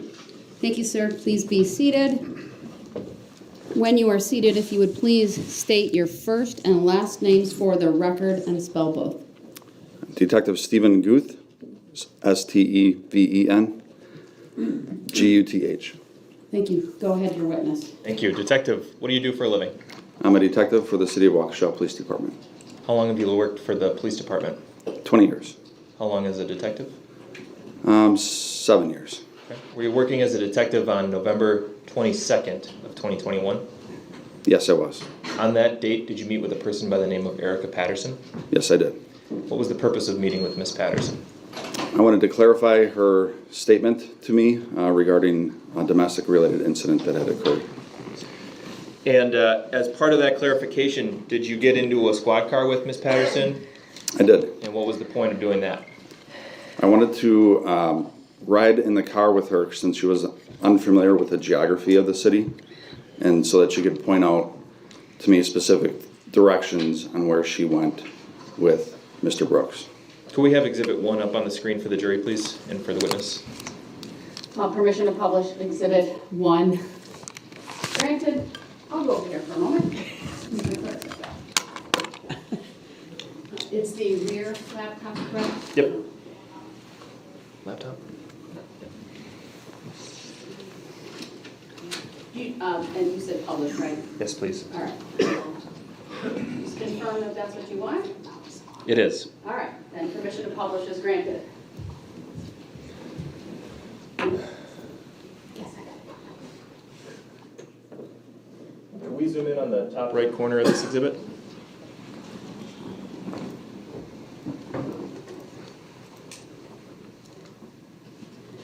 Okay, where did you first, or where did this journey with Miss Phillips, or Patterson, excuse me, Miss Patterson begin?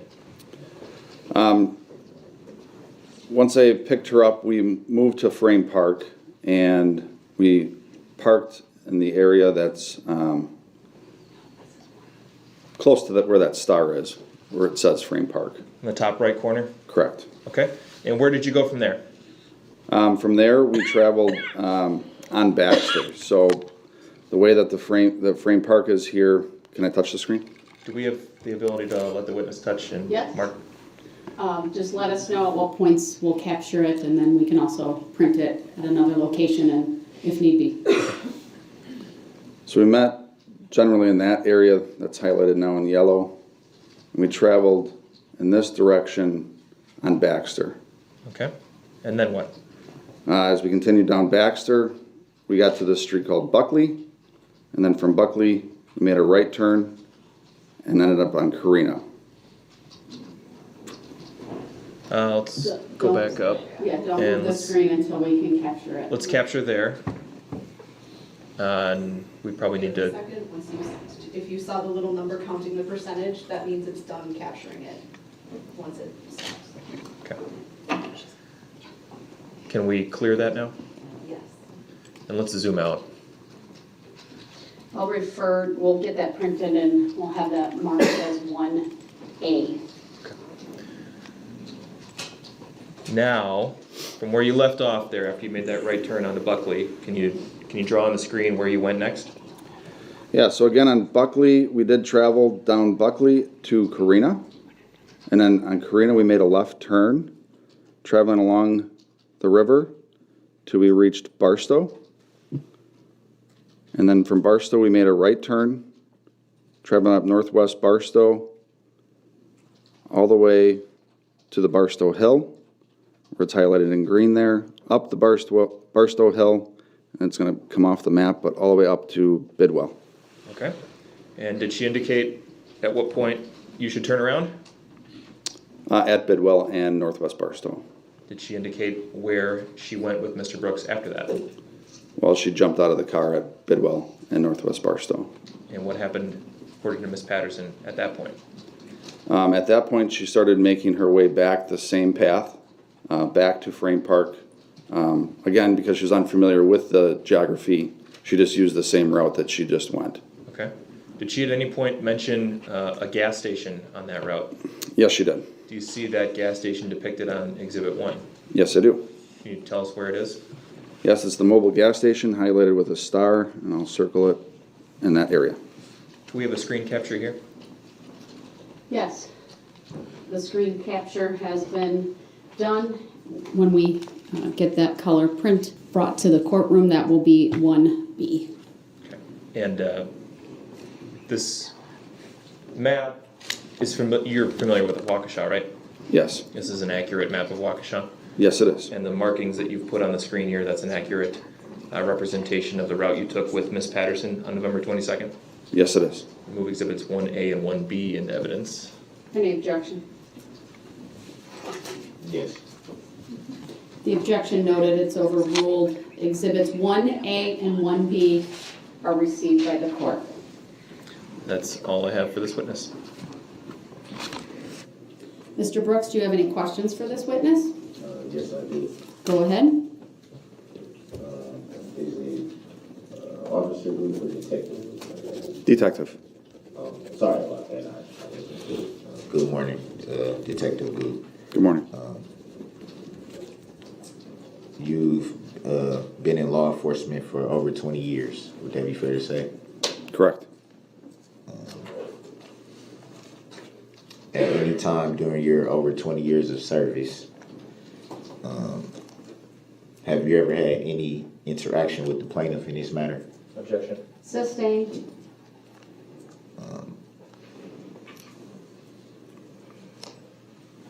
Can you state for the record if the plaintiff is in court today? Objection. Sustained. Have you ever seen the plaintiff? Objection. Sustained. Do you even know of the plaintiff? Objection. Sustained. ever spoken to the plaintiff? Objection. On what grounds? Sustained. On what grounds? It's sustained. Next question. May I ask what grounds, Your Honor? Mr. Brooks, do you have another question? I do. I was just trying to follow the rules that you said by saying that an objection has to have a basis. So Unless it's self-evident to the court. It's sustained. Next question. On what grounds, Your Honor? Do you have another question? Otherwise, under 906.11, I will give the state an opportunity to ask any redirect. Yes, I do have more questions. Go ahead. I got to read this report and make everyone wait for me because I didn't study everything last night. I was making sure I studied my sovereign citizens BS. Were at any time did Erika Patterson report any domestic incident to you? Yes. Do you remember the dates that she reported, or date? Yes.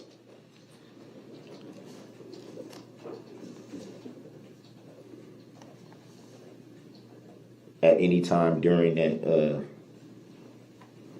report, did you find her to be untruthful?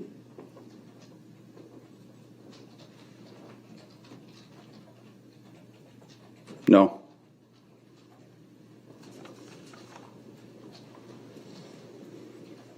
Just 1 second.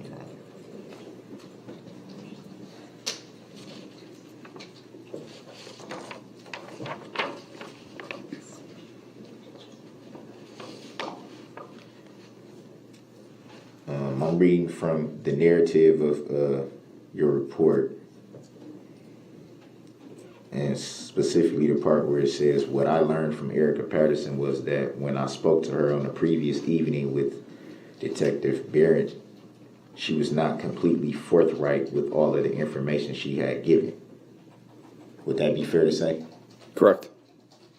So would it also be fair to say that from the report that you wrote, that you're acknowledging that there was some untruth in the report reported to you? No, that's incorrect.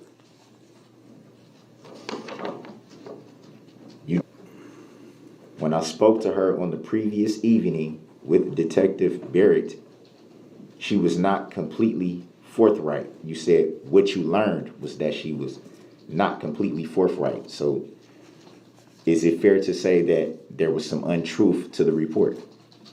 No. He means that she withheld information, not that she lied, you fool.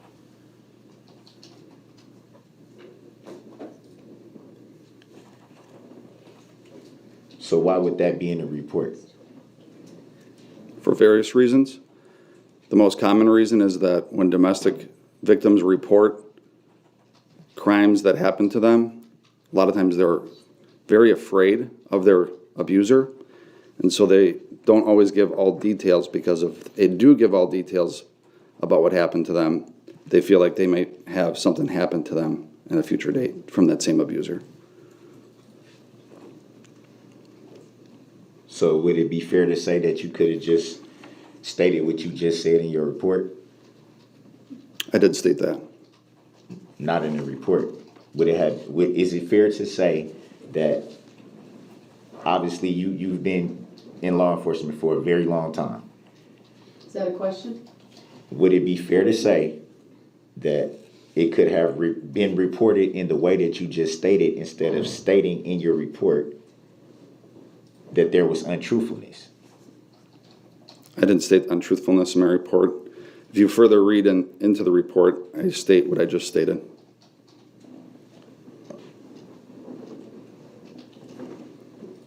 Brooks loves to tell everyone how to write their reports, and you're going to hear in the future here, he does this a couple times to different officers.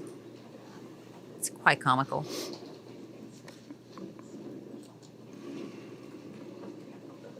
So would it be fair to say, though, that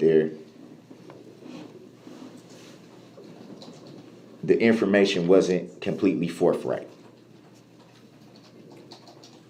Yes.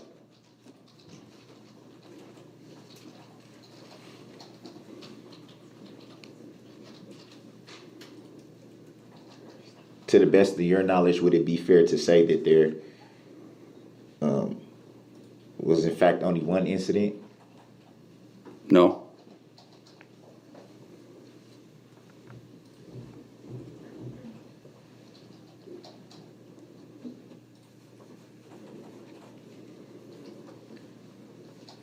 And would you be basing that, to the best of your knowledge, would you be basing that answer, the last answer, on hearsay? No. So you would be basing your answer on eyewitness account? I'll check that relevance for Grounds. I'm going to sustain the objection. Next question, or you can rephrase it. Would it be fair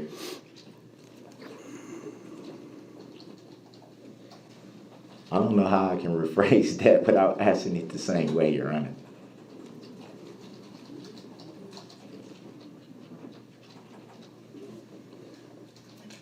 Just give me a second, if I may.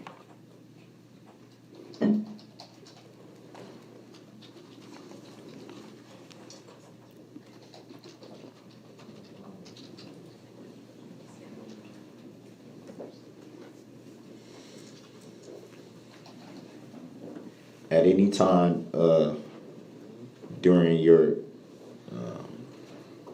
report or time spent with Ms. Patterson, did she state where she may have been on November 20th of 2021? Yes. Do you recall what that was? What she said? I recall what she said, yes.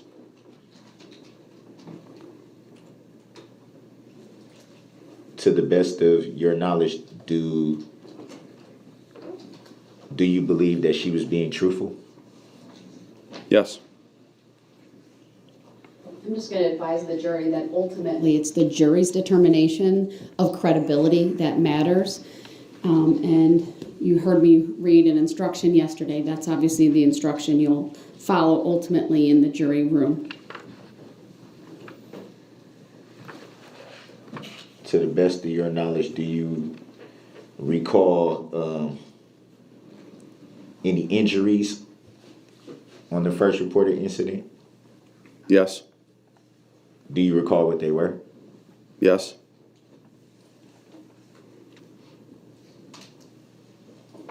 And do you recall any injury on the reported incident from the day of the parade? Yes. Do you remember what they were? Yes. Can you state on the record what they were? On which day? The 20th. Her mouth was injured due to being slapped in the mouth. Do you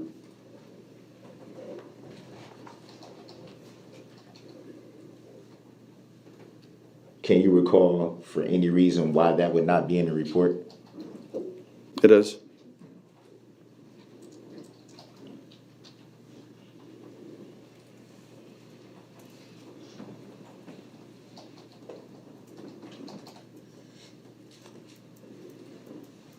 To the best of your knowledge, can you say where in the report that would be? Because I don't see it in the report that I have here before me.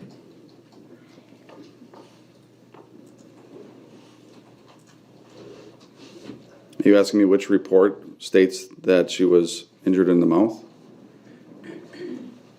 Are you asking if it was reported to me that she was injured in the mouth? No, I'm not. I'm asking you, why is there no injuries reported for that incident, alleged incident? It was reported to me that she was injured in the mouth by being slapped on the 20th. Are you aware that that was not testified to? No. Hold on. hearsay. What grounds would that be hearsay? Mr. Brooks, it's up for the jury to determine the truthfulness of anything that's said or testified to in court. Okay. He was not present for any other testimony, so it would not be proper for him to comment on that. Next question.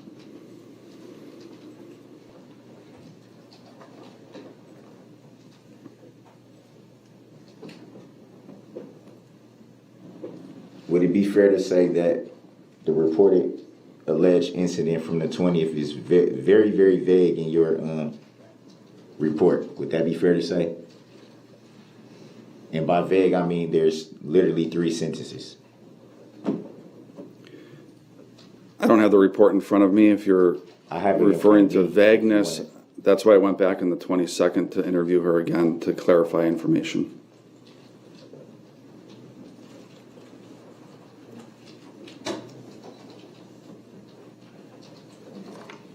So, on the 22nd,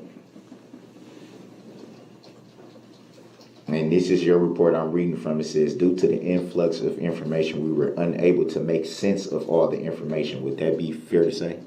Correct.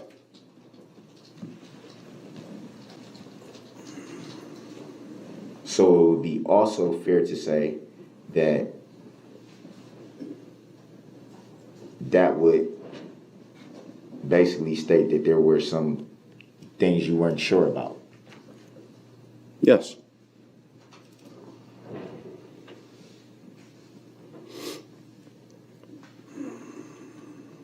You also say in your report that you had learned that there were 2 other individuals that may have been involved in the incident. Would that be fair to say? Yes. Do you remember the names of the 2 individuals? Yes. Would you state on the record what the names of the other 2 individuals were? Corey Runkle, and the other individual's first name is Nick. I don't remember his last name.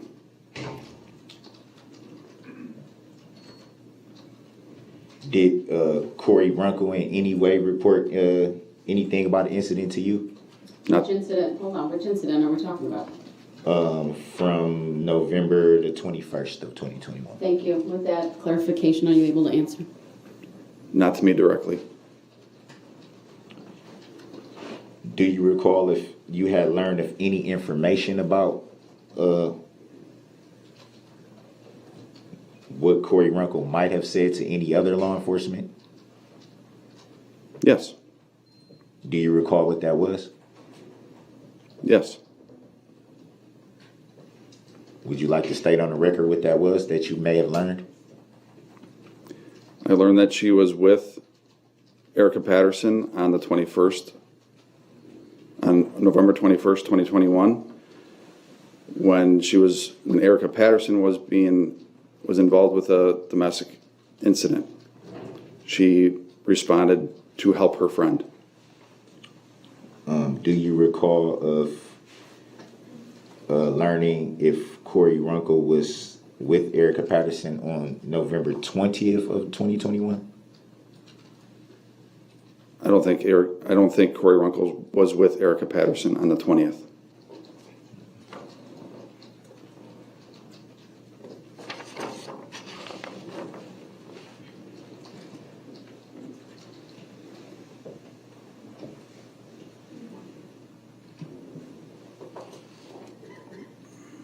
You stated in the report that you were with Erika Patterson to kind of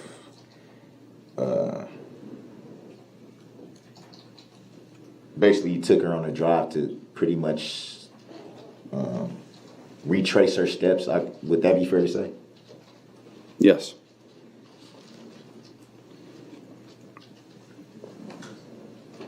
At any time, did any incident about November the 20th of 2021 come into your conversations with Erika Patterson? You're talking about during the drive. During the drive. I'm sorry, Your Honor. No, I just want to make sure that the question's clear. Go ahead.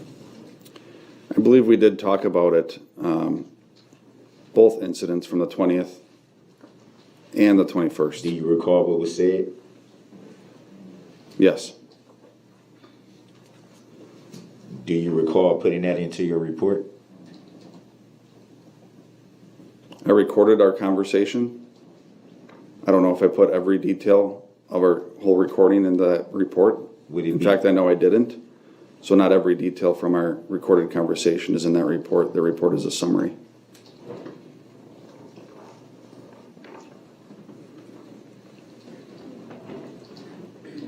For any reason, to your knowledge, why would details of an incident not be reported accurately? Objection, that mischaracterizes the evidence. It's also vague. Sustained. To the best of your knowledge, why is that conversation that was supposedly had not in your report at all? Objection, this states the evidence. Sustained. Just 1 second.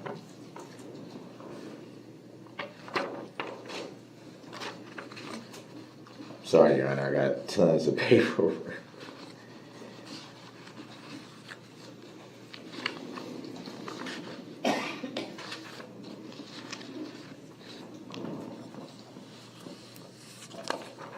Just 1 second, Your Honor. 1 second.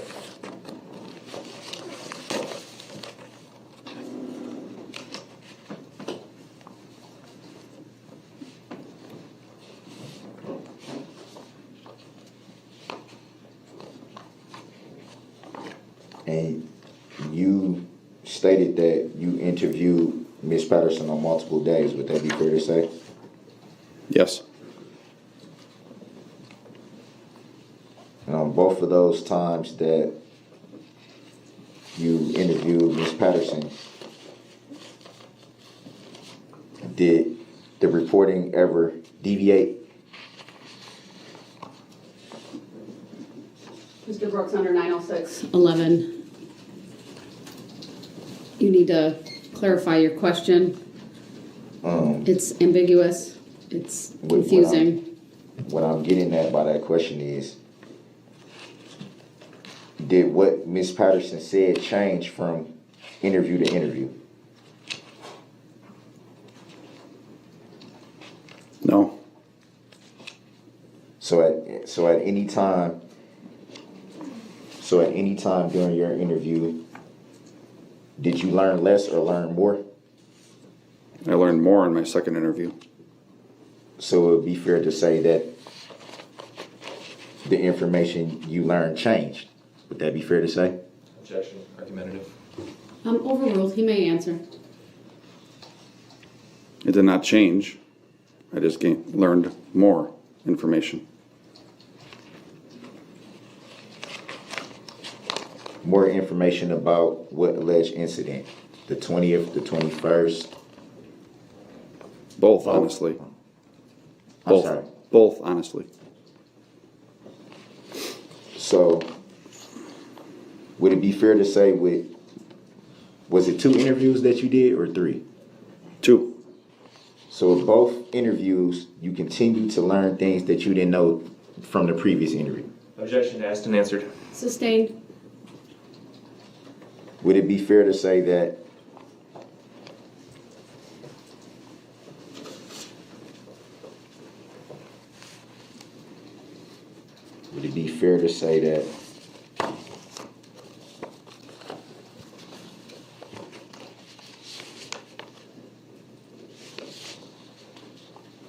just 1 second, Your Honor.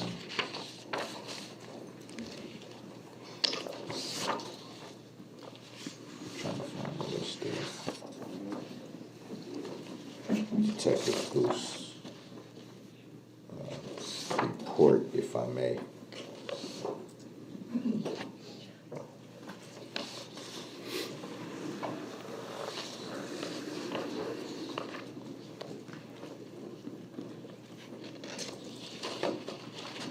To the best of your knowledge,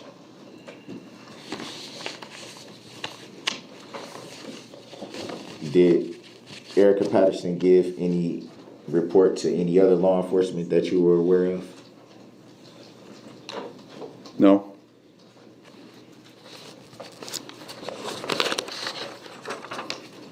So to the best of your knowledge, you were the only detective that interviewed Ms. Patterson?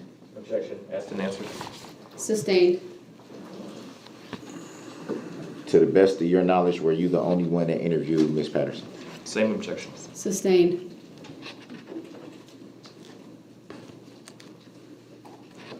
At any time, did you learn anything about the alleged incidents that Ms. Patterson claimed from any other law enforcement? Objection. Same reason. Sustained.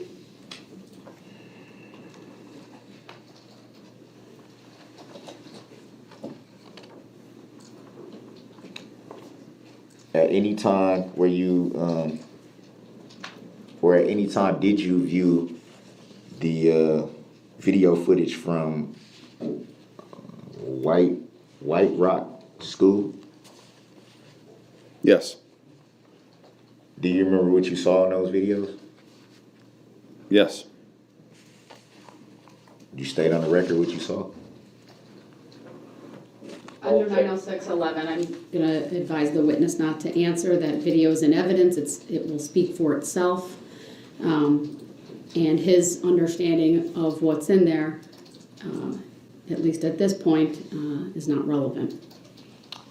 Can you say what was the date of the video that you saw? November 21st, 2021.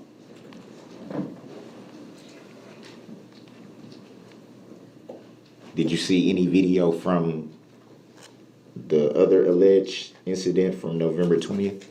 I'll object. I don't see the relevance to anything that happened on the 20th. Sustained.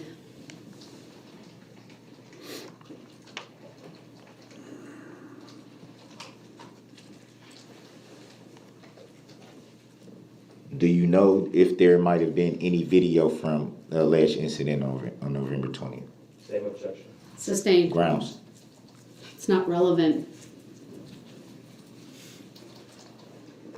May I ask how is it not Next relevant? question. There's not a charge related to the 20th, sir. It's not relevant. I've given you leeway to ask questions at this point under 906.11. Move on. Just so I'm clear, you have never had any interaction with the plaintiff. Objection. Sustained. You've never seen the plaintiff. Objection. Sustained. Never spoken to the plaintiff. Objection. Sustained. Never seen. Do you see the plaintiff in court today? Objection. Sustained. Do you know if there is a plaintiff in this matter? Objection. Sustained.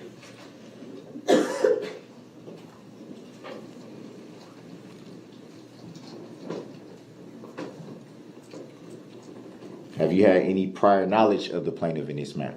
Objection. Sustained.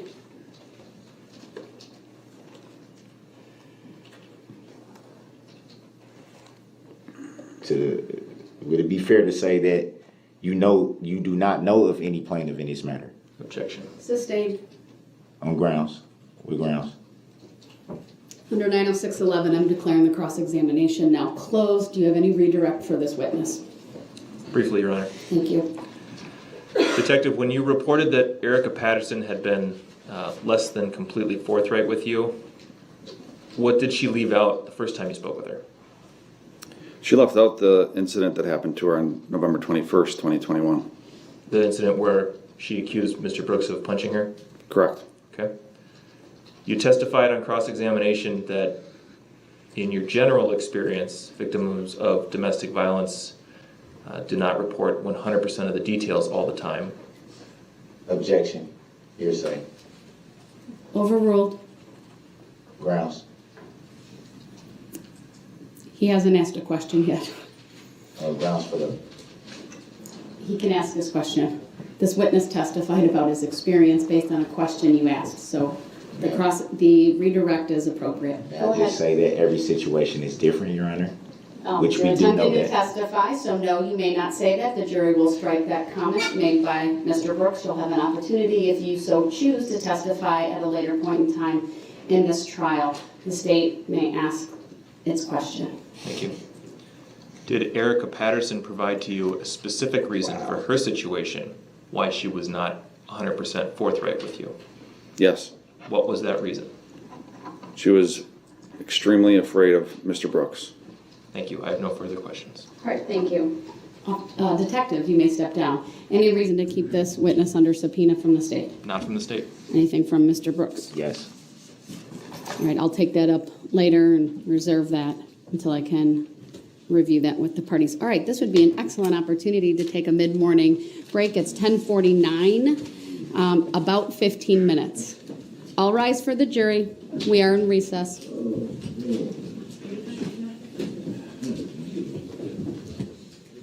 So his strategy is to have the witnesses repeat the awful acts that he committed and also have the prosecution replay the videos of him doing the awful acts. Yeah, okay. Now we know why he was convicted.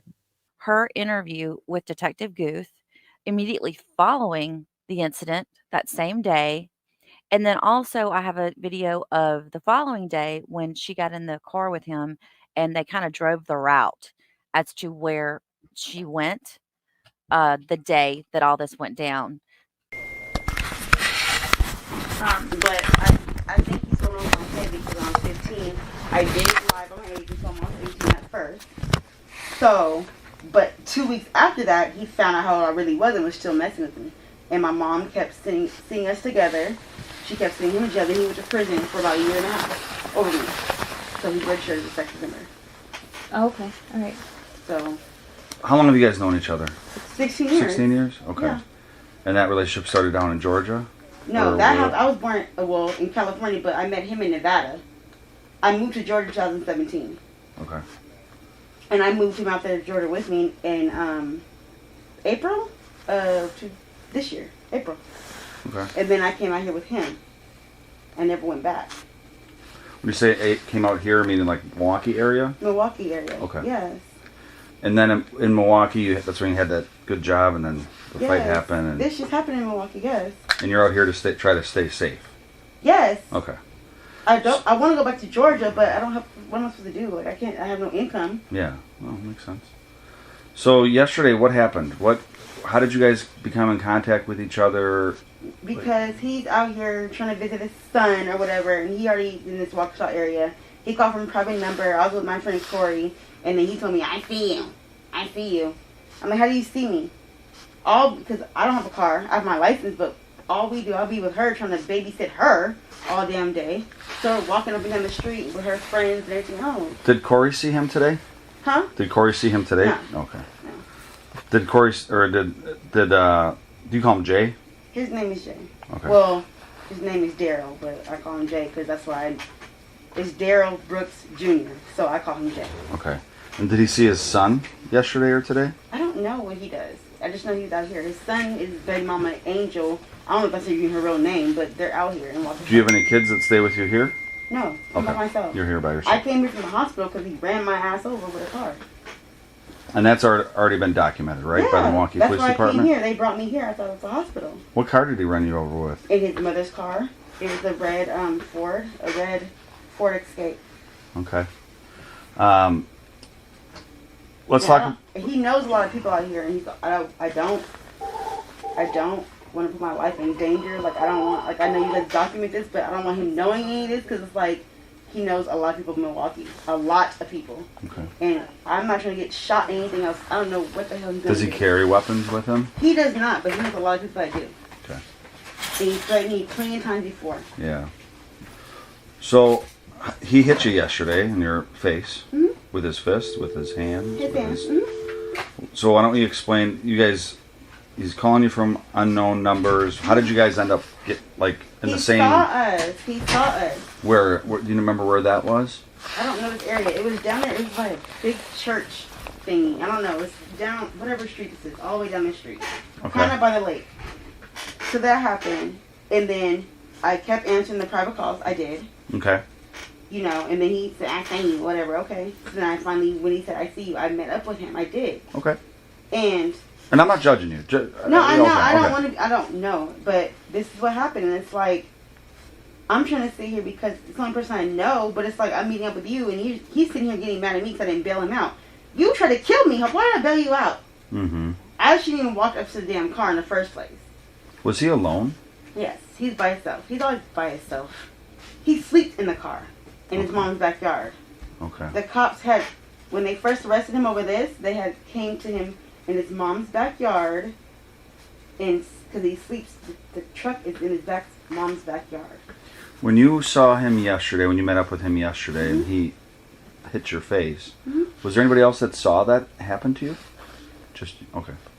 And you were kind of by the river, but by a church. I'm assuming it's Before that, St. Joe's Church is a really big church right down the street here. I'm not sure the names. I'm not from this county, so. There's some other apartment buildings right there. Kind of, yeah. Okay. I'm just making an I know, assumption I'm it might sorry, be the though. right. Anybody might be. I can't, I don't know. I'm sorry. Did he hit you just one time, 2 times? Once. With which hand? His right hand. Did it cause you pain? Well, your eyes I'm pretty not swollen. scared of him. I just don't want. No, it didn't hurt, but it was just like it wasn't a punch. It was a slap like this. But he's strong. He's the same size as me, but he's stronger than me. Okay. I'm not scared of him, but it's like I am because you ran me over in a car in broad daylight at a gas station. The cops already have a video of it. Today, nothing was physical. Okay, we'll talk about that in a second. Okay. Would you mind if I take photos of your eye and your overall person, just to document your injury to your left eye? Would that be okay? And then my other question is, did you ever go to the hospital for that injury? Okay. The thing I went to the hospital was with my leg, and then I have a dislocated finger he did to me on my birthday. Well, you guys can clearly see it's dislocated. They told me to do a follow-up appointment, but I haven't called them yet. But you see, it's, oh yeah. So this happened on my birthday. This happened October 7th. My birthday's October 7th, so this happened like the day after that. So on October 8th, maybe? Yeah. Where did that happen? At a hotel, because like I said, we were sleeping in the back of his car, well, his mom's car, in his mom's backyard, because he's not supposed to be there because he shot at his nephew last year. So he has an open case. Has he always been this violent towards you and other people? Yeah, because he's been this violent towards me since I was younger. Yeah. And this child in common that you guys have lives in Georgia, if I'm understanding. She's in Georgia now, yeah, because I left to come out here for 2 weeks, and she was supposed to come with us, but she didn't want to come.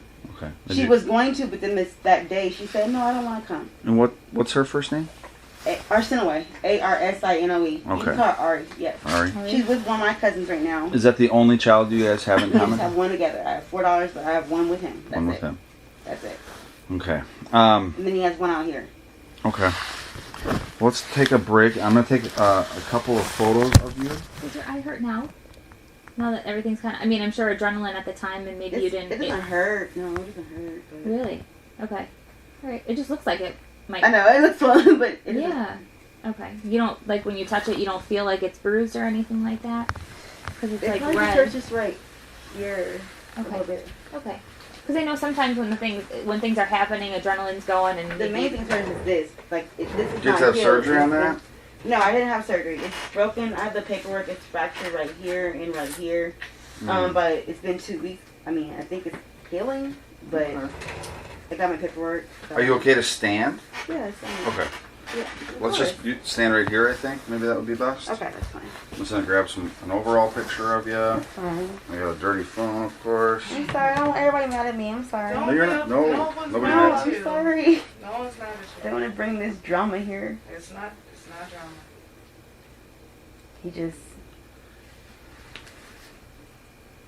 Can you pull your mask down? I didn't know she wasn't from here. And then can you turn your head all the way to the side? And then turn your head all the way to the other side. Okay, and just look at me one more time.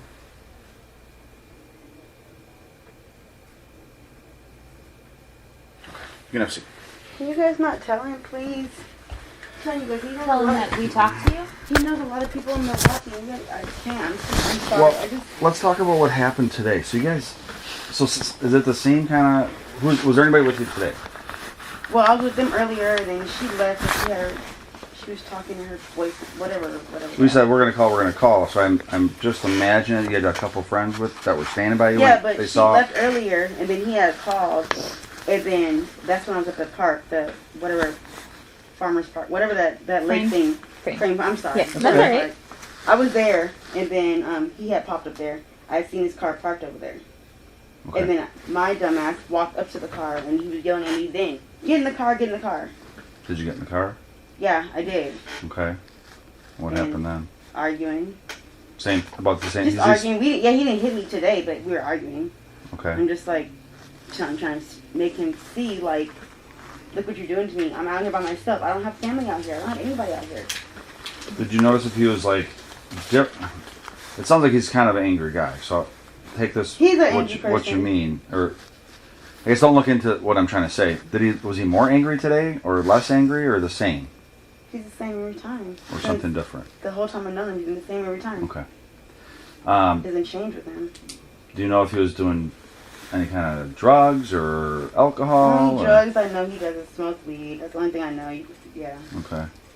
And talk me through the verbal altercation you had today. How did it start, and then what was said, and then when I walked the car, we just argued. I walked out, and I came back here. That's it. That's all it was. How did the argument end? Me leaving, getting out the car, because I'm not trying to get ran over again. I don't know what he's capable of. He's telling me, like, he knows all these people that will, like, if he threatens me, he knows too many people. Did he threaten you today? He didn't threaten me, but he makes, if you want this to end, I'll make it end. Something like that. That, to me, that's a threat. I don't know what that means. I don't either. But That's what I'm trying to say. I don't know. Okay. I wouldn't have came out here for this BS. This is too much for me. And what did you do after you left him? I walked back here. Okay. Have you heard from him since then? No, I'm not. Is that common, or do you normally hear from him like No. throughout the day and night? He's not going to call. I don't think he's going to call. He's probably scared that he's going to go back to jail because he knows that we still have an open case. He knows he got bailed out. He knows that when December comes, you're going to go to jail anyways, dude. They're trying to give you all these years. You already had an open case. You jumped down some more stuff. You already have an open case. Is he pretty light skinned? Yeah. Okay. Does he have dreads? Yeah. Okay. Can you describe today what he was wearing? A white hoodie. I don't remember the pants, but a white hoodie. Okay. Anything else that stuck out to you, like what he was wearing? I know you said you don't remember the pants, so does he always wear the same pants, or does he always wear the same shoes? I don't know if he had the slides on, like some blue slides. Blue slides? Like slide shoes. Mm-hmm. Like flip-flop or whatever? Like slides, yeah. White socks. I don't remember the pants might have been light blue. They might have been light blue, I think they were. Okay. Did he change clothes from yesterday to today? Or were they the same yesterday? They were the same yesterday. He was the same clothes. He was in a freaking car. Yeah. Okay. Did you notice if he had if he had an undershirt on? What color his undershirt was? I didn't see that. Okay. And did he have any weapons on today? No. He never has weapons on him. I don't know if he does. I never seen him. Shit. So I don't know. I'm sorry. I didn't mean to cut you in front of you guys. I'm sorry. Does he have any? How many phones does he have? If any. He has a red iPhone. Okay. iPhone 11, I believe. And he has another phone that is an Android. It should have like a pinkish kind of background case his mother gave him. And which one does he primarily communicate with you on? The red iPhone. And that's his phone, not the one that his mom gave to him? Mm-hmm. Okay. Well, his mom buys it. She pays his bill. Okay. So. And and you know that he primarily communicates with you with that phone because of why or how? Do that. Like, he has apps. He has a Text Now app on the other phone that he communicates me through. The pink one? Yeah. Okay. He hasn't done that. Text Me Now app? Yeah, the Text Now, whatever it's called. And you can change numbers. You can change numbers. Mm-hmm. He sure does. Okay. Do you know his passcode to his phone? I don't. Does he keep a password on his phone? Yeah. A fingerprint, I believe. Okay. Well, his iPhone, I know it's the face recognition. The Android, it's a passcode. I don't know a passcode. The swipey one or digital? No, it's a passcode. Like a numbers? Passcode. Yeah, the numbers. I don't know what one. So you don't know what the numbers would be? He never gave it to me. He always took my phone. They still have my phone to his custody. Okay. On Fond du Lac. So I had to buy a new phone because of him. Okay. Does he have any other electronics that he keeps? Not that I know of. I haven't seen him, like, since the last 2 days. I haven't seen him, like, a month. I don't know. Okay. Does he have a wallet or any kind of, like, thing where he keeps his cards or money or anything like that? Blue one. The blue one? Mm-hmm. Okay. Does he normally keep that on his person or somewhere in the car? Usually on him, I believe. In a pocket? Okay. Does he have one of those I forgot what they call them now because they've changed the names. In that red car, it should be a TV because he sleeps in his car. It should be a TV in the front. A TV in there? And an electric cord. Oh, white one. Do you have a red car today? It was The same. red Ford Escape. The same car. Okay. It's not his name. He doesn't have a fucking license in his mom's name. Do you know the license plate number? No. They should have that because the cops have a video when he hit me this, so they should have that. I don't have all that. I just know. Was there any damage to the car? No, there was not. But I know the cops, and we had witnesses and stuff. There's no damage, but they had a video. It was at a BP gas station in on Appleton Road in Milwaukee when he hit me in daylight. Okay. And how did that, I don't want to bring up old stuff. You can bring it up. Okay. I had got me a room because I was tired of sleeping in a car. I was tired of fighting him. I get off of work. I have to come there, sleep in a damn car every freaking night and deal with you fighting me. So I got me a room that night. And the next day for checkout, I had told him like a dumbass. I had told him, checkout, he came there at 11 o'clock. Took my phone, followed me. I was going on the street trying to leave him. Then he ran me. I didn't know he was going to run me over, but I went to the gas station, he ran me over. They had witnessed in the video. That's how that How happened. did he hit you with the driver's side, passenger I don't side? know. I just know he hit me, and I was on the ground. I had blood on my pink backpack. My shoe was across the parking lot. Mm. Okay. And then I have people telling me, people are telling me he's the one that freaking ran through the freaking parade thing. I'm like, that wasn't him. I don't know anything. I'm just confused. I don't want to be in trouble with you guys. I'm sorry that you're not in trouble that at all. I don't want to get kicked out. I don't have nowhere else to go. I don't know what's going on. You're still. I just know he's abusive as fuck, as you guys can see this. Mm-hmm. But if I feel like he's going to be in jail, he's going to be in jail regardless when court day comes, but he's trying to take it to trial. Let me ask you this. When you guys were talking, you were about to leave. Yeah. Did he say anything? What were his last words to you before you left? Remember? He just kept saying, fuck you, bitch, fuck you, bitch, fuck you, bitch, erase my number. That's all he kept saying. Did he make any threats to you or anybody else? Mm-mm. Okay. Do you know what your last words were to him? I kept saying, why are you doing this to me when I left my kids in Georgia to come out here with you and you wouldn't let me come back? That's all I kept saying to him. I said, why don't you love me? What did I do to you? What am I doing to you?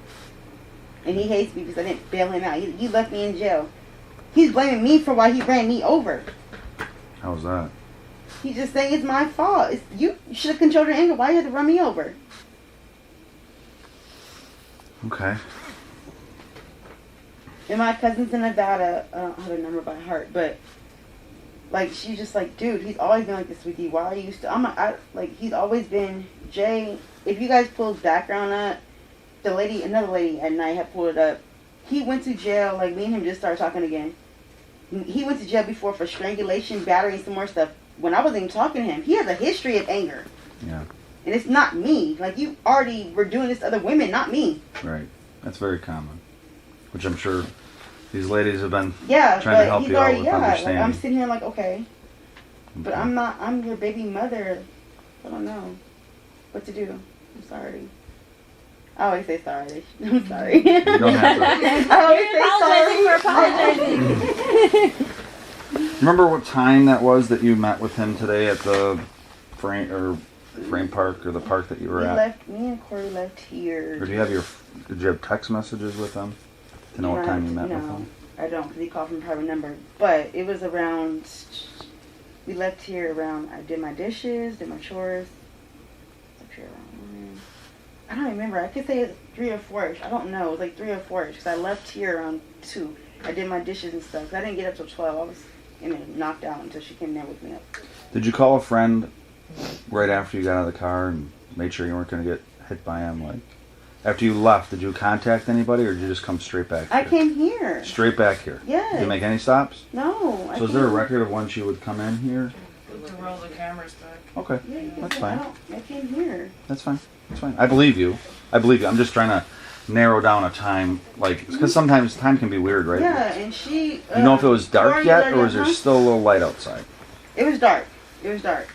Okay. Because what's her name was outside by Dollar General with her friend Kyle. And I seen her and she walked up here with me. So yes, it was around probably 2 hours ago. Well, not 2 hours. I'll say 3 hours. Oh no, 3 hours. Well, it's already 10 o'clock now. Okay, so I didn't know that. So Yeah. 3 or 4. it was About night. It was dark 4:30. when it happened. It was after all the shootings happened. So did you hear the sirens outside? Yes. Okay. Where were you when you heard all the sirens? When I was walking back here, I heard them all down there. And when I was over here, I heard them all down here. So they're everywhere. So were they still going when you got here? Were the sirens still? Yeah, they were. Okay.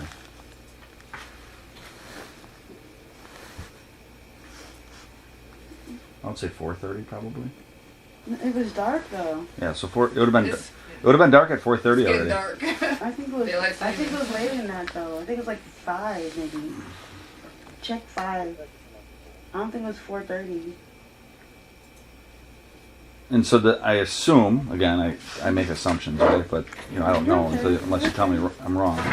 Did you walk in the roads back to here? I know you have to right here, or did you walk like in the park? There's like a trail.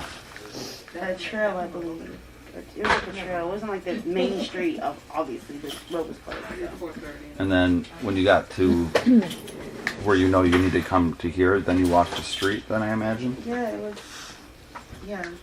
Okay. You had that on all day? Mhm.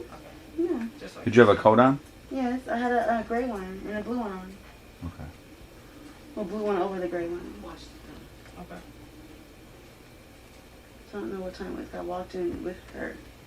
Who'd you walk in with? With Corey, because I thought she was outside with everything. Okay. I walked in with her. Did you tell her what happened? That you had an argument with Jay? Yeah. But like I said, I'm trying to be Dr. Phil to her and her She's got her own thing. relationships. She has like 7 dudes trying to be in love with her. So they all call my Popular phone. lady. Sounds like a lot of work. It's a lot.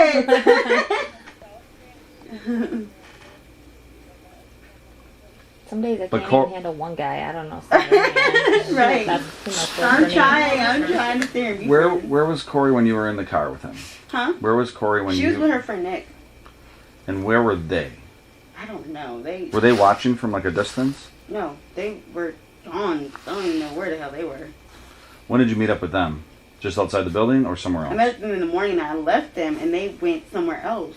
I don't know where they went. When you saw her tonight, before you walked in this building, where's the first time you saw her before you walked in here? Over here by the Dollar General. By Dollar General? Yeah. Okay. She was dropped because she knows she has 3 violations. She couldn't be back. She has to be back at a certain time. And So she wasn't with you at the park? No. And she didn't see you get in and out of the No. car? And is the guy that she's with, this Corey, is he white or is he black? Or? He's white. Okay. And do they know him or have his phone number? No. I don't know. Do we have what's Corey's last name? Gray. Gray, like Yeah. the color? Yeah. Gray? Yeah. And is it her first name Coraline or It's is it just Corey? Mm-hmm. So was it later than that? You said 3 or 4. I'm almost thinking. No, I said it was later than that. It couldn't be 3 or 4 because it was dark. I said it was dark. So what time? There, right there. Right It was like 5:09. 5. Like I said, 5. 5:09. That's exactly what I said. 5:09. That's Corey. 5:09. Mm-hmm. Okay. Is that about the time you're supposed to be back then, or No, I don't we're know if gonna be they're back at supposed to be? 8:30. Oh, okay. 8:30. So that's okay. But it's still the time. Which was, I came back over. Okay. Something bad happened. I feel like, I don't know. Do you have any questions? Otherwise, I'll just tell him. So he's in custody. I can tell you that. He's gonna kill me. He's gonna have people He's kill me. he's not in custody for what he did to you. Hey, what Okay. did he do? Was that him that drove? Yeah. At least we think it is. I'm gonna But die. I don't does know. he know anybody off of? I know you don't know geography very well, but does he know anybody else in Waukesha? No, but his mom lives on 4014 North 19th Street in Milwaukee. I don't know his baby mama was out here. But do you know if he knows anybody that lives close to downtown Waukesha I here? don't know. His baby mama lives out here. His son is 18 and he's a whole big mother. I don't know her. I never met her in my What do you mean life. by Big Mama? What does that mean? Well, sorry. His other child's mother. Okay. I never met her in my life. I never met his son, but I You know know they her live in name? Waukesha County. He says her name is Angel. I don't know if that's her real name. What's his son's name? Xavier Brooks. Xavier Brooks? With an X. Xavier Brooks, yes. And does he have any other kids that live out in Waukesha? No, he only has 2 kids. By How her, old is Mimi. Xavier? 18. 18. Yes. He actually has a child support case out here in Waukesha County for Xavier. Okay. So, I still don't know why they released him, but he does have a case. So, you guys can find out information through that, I guess. And do you know where they live? I don't know. I don't know her. That's fine. That's fine. Yeah, I mean, right now this is a big investigation, right? There's a lot going on. I don't know if you saw I any just of don't want him to the tell news. anybody, call anybody, and threaten me. I don't even want to walk to the store no more now. Like, what am I supposed to do? Is he the only one that's been this mean to you? Yes. Okay. Well, he's going to be in custody. Okay, while we investigate this. And, this is not something that's a secret. I mean, it's a big news story. I'm sorry I brought this here, you guys. Don't apologize. Sorry, you guys. It's not your fault. No. Don't apologize. It's not your He's fault. fucking okay? crazy, man. Well, he's So- in custody now. He's in custody, and there's a lot that we have to do to try to, this may not be our I've last seen the conversation video, and together. of Corey's little friend, he sent me the video early, and he was like, was that him? I was like, I don't know that was him. The car is, like I said, it's a red Ford Escape. I don't know the license plates. I don't know. He had a white hoodie on. Okay. He has dreads, light skin. I don't know if that was him. Okay.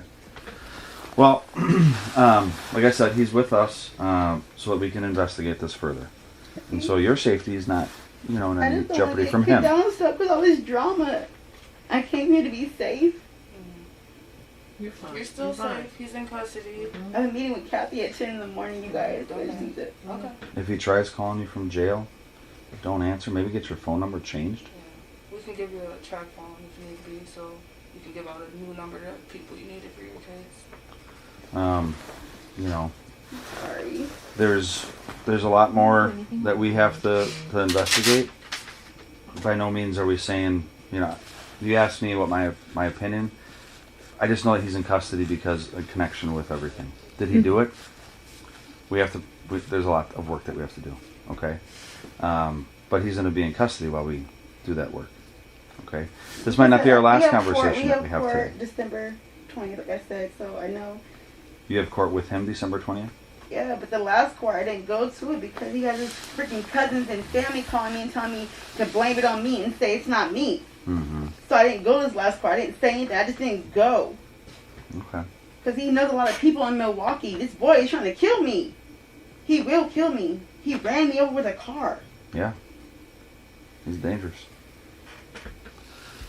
So, I can't make promises to you, but I don't think he's going to be getting out of jail anytime soon. He's trying to be 40 in February. He's probably never going to get out. All the time they're trying to give him over this. And so your court case is one thing, okay? But then he's going to have other stuff out here in Waukesha County. And he also has the other stuff from shooting his nephew last year. Right. And you already reported another domestic incident that happened yesterday on the 19th. Yes. And so we're going to document that too.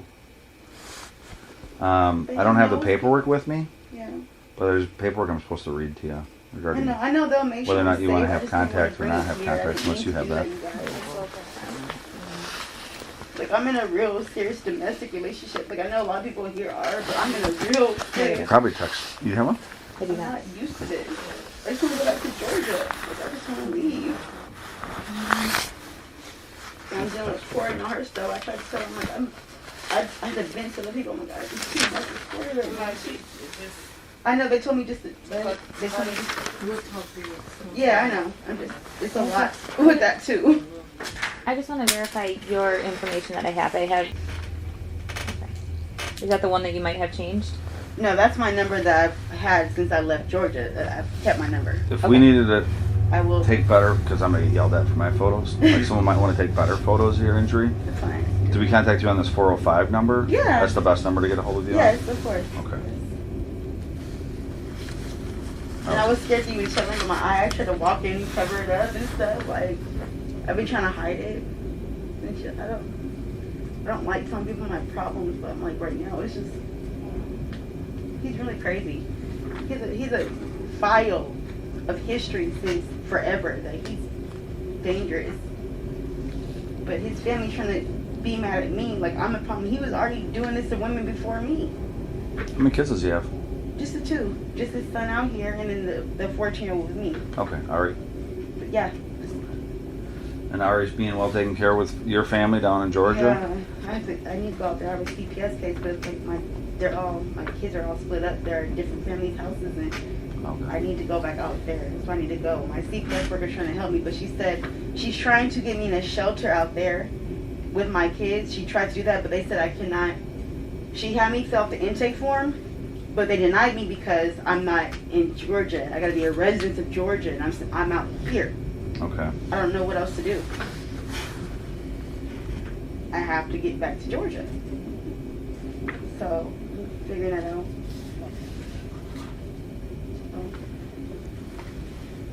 I'm sorry.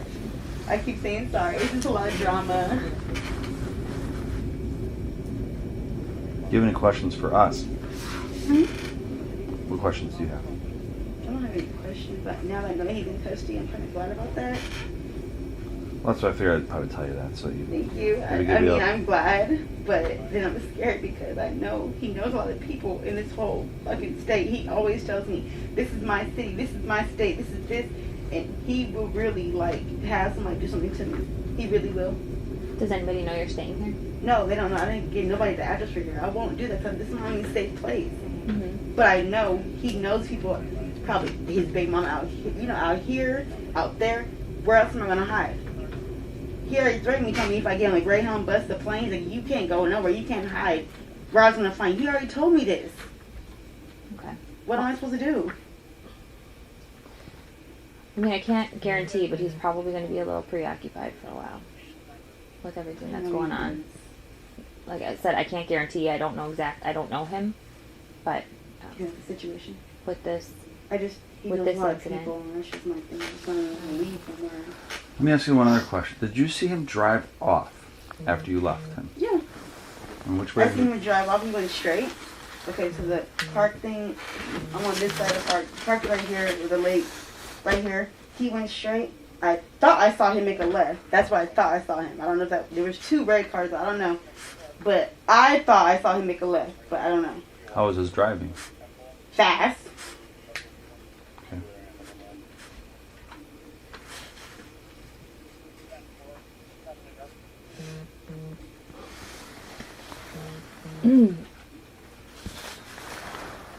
Can you guys please not show him that some of this stuff? I don't know. Well, you're a witness of many today. Okay, that we've talked to, and are talking to.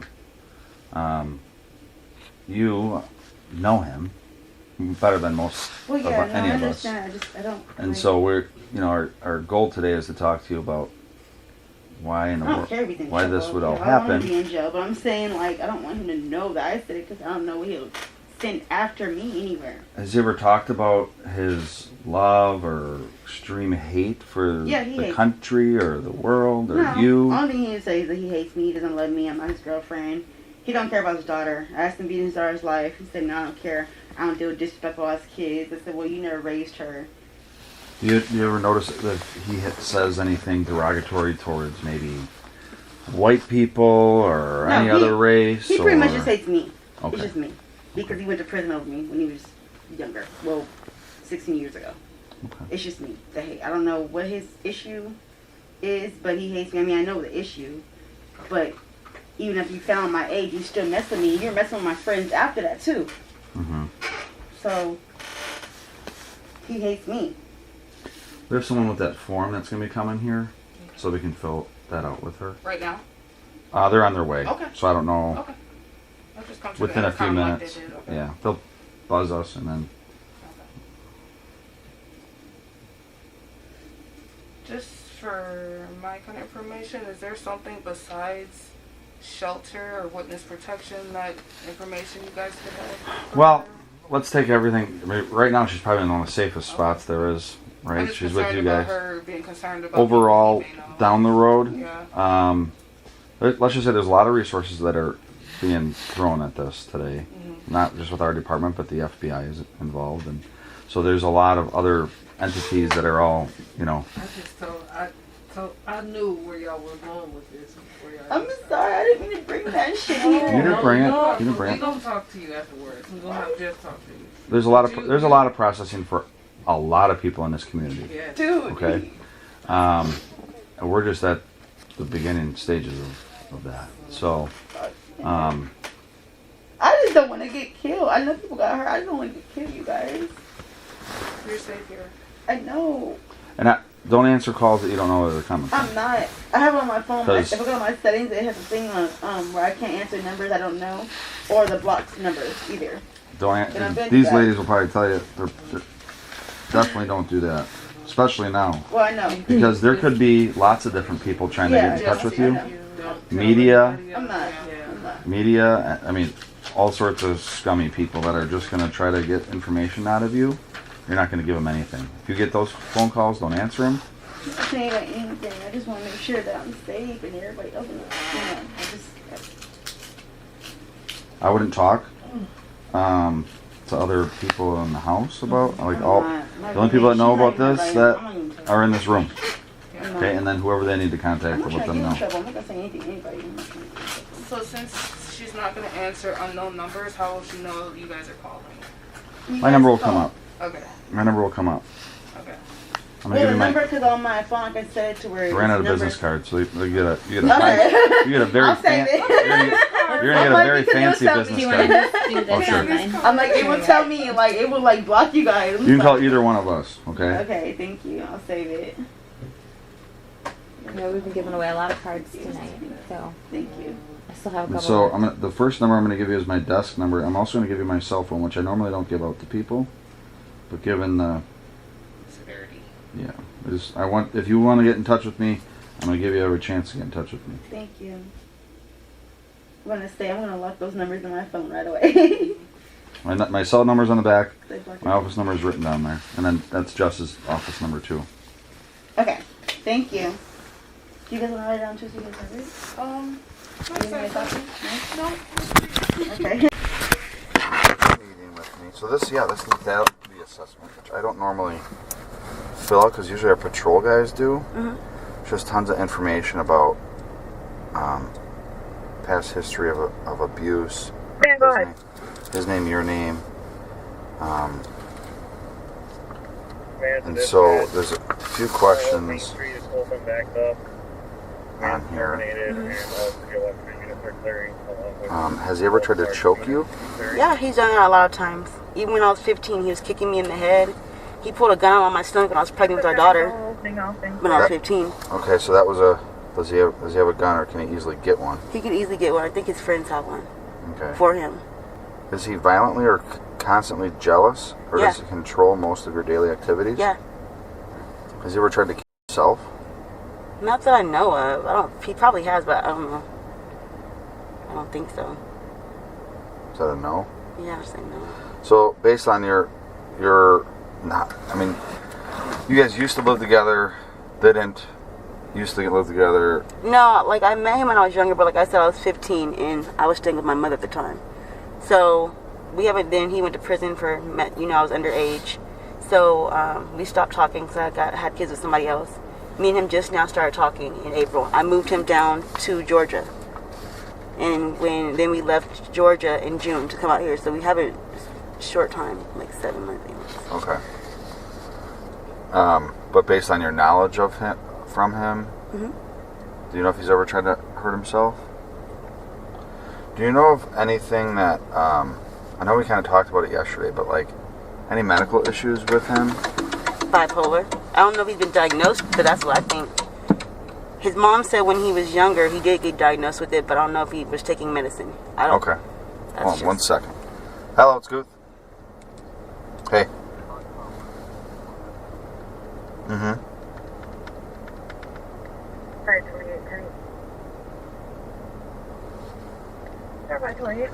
Okay, the one that Darrell's took when? Where would I find that?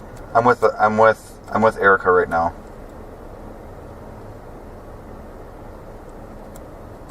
Maybe I'll text Dave, have him print it for me, and I'll pick it up. We're on a little field trip to figure out where they were arguing yesterday, so. Sure. I'll. Is that the one that Stern just sent out? Okay. I will call Dave. Okay, I'll call Dave. Thanks. Bye. So you don't know if he was ever been diagnosed, but you just know. They said that, but I don't have. They said when he was younger. Who's they when you say they? His mother. Okay. And him. But he never really does anything about it. Mm-mm. Sorry. Oh, you're fine. Interrupted, but that's very typical when we're doing these things. It's just That's like somebody comes up with an idea. If I showed you a picture of him, you'd be able to identify him, right? Of course. Hey, I just tried calling Van L's. So I got a call from Tom. Casey was working with Leslie. They're typing up the complaint. And what they'd like to do is show Erika a photo. I think Van L's got the original photo that somebody took of the suspect driving in a car. I think it might be the same photo that Stern sent out, but Dave got it from the actual source. Is Dave in the office right now? Okay. Was that photo shared with Habonic or someone else that we can... What I'm looking to do is have that photo printed and then show it to Erika and have her verify with whatever certainty that it's who we think it is. Okay, and then, so we're on our little field trip right now. Just give me a call back if you get it printed, and then I'll swing by and pick it up. If that's the same photo that Dave Van L's got from the original source. Yes. Okay. Thanks. Bye. A lot of cop talk there, right? Just doing your job. Okay, so, and the reason I'm saying that I don't want to put any ideas. I want you to tell me who. If I'm going to show you a photo, I want you to tell me who the person in the photo is. I will. That's what we're going to do. So there are a couple of homework things that I need to do with you. Okay. We already talked yesterday in detail about what happened yesterday. Mm-hmm. But I think that maybe it was my not asking the right questions or whatever, but I think there might be a little bit more detail about the argument yesterday. Because we talked to Nick, and I think Nick might have seen you guys arguing. Uh-huh. Him and Corey, I think, were at the parade. And that's when I had called them again, because I called them. So then they, saw you, they saw him. Yeah. And you, kind of arguing, whatever. I just didn't want to say that part yesterday, honestly. I just didn't want to. I feel like I'm in trouble for everything. You're not in trouble. But yeah, and you maybe didn't want to get them involved, but we're going to talk to everybody. That's what I did, I know. We're going to talk to everybody. I know. We're going to talk to Corey, too, if we haven't yet. No, yeah, she's in there right now. Okay, so we're going to eventually talk to her, too. I just didn't want to get anybody in trouble, but... That's fine. I don't want it to come out later like you were trying to hide something, or... Oh, yeah. Even if he was... Whatever the fight was, we just need to know what was said, what happened. We were arguing. He parked at the park. I had left. Well, I was there by myself. I left the park. He was parked right there. Then I was calling him on his phone. I was like, "Why are you just sitting here watching me? Bring your ass to the car, bitch." Got in the car with him. That's when we were arguing.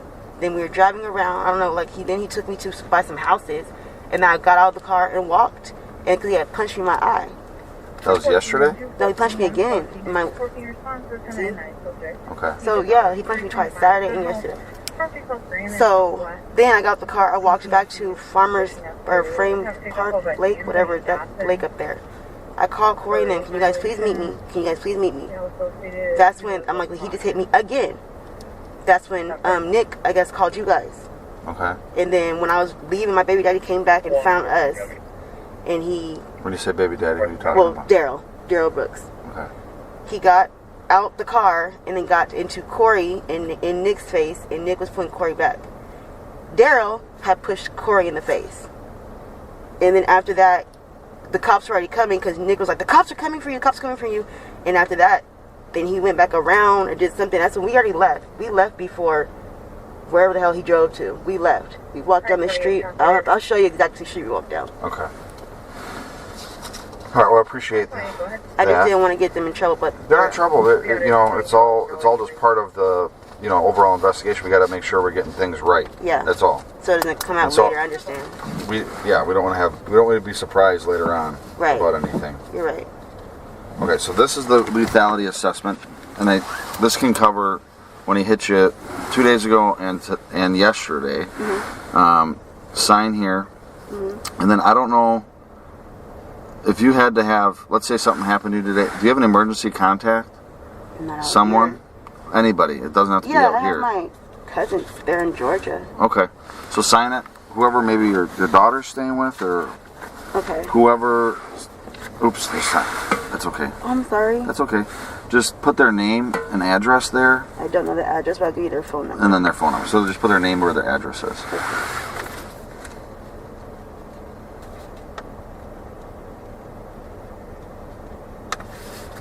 Then just sign in that actual box where I need your signature. There you go. All right. The other thing is you were in the car yesterday, right? You were in When we had his car. Yeah, when we were at the lake and I got in his car and we drove around and I got out of his car. Okay. And walked from I don't know the neighborhood where the house is, but it was like farther down, and I got out and walked all the way back to the lake. Did he call you or text you anything after you separated? No. He didn't call or text you? No. At all? Mm-mm. I called his phone when we were walking back over here, but he didn't answer. Okay. And so the last time you had contact with him was wherever you guys had your argument? Yeah, and then when me, Corey, and Nick walked off. Okay, he didn't text you on the social media, he didn't text you on Text Me Now? Nothing. Nothing? Mm-mm. Okay. I tried to call his phone, but it just kept ringing. So.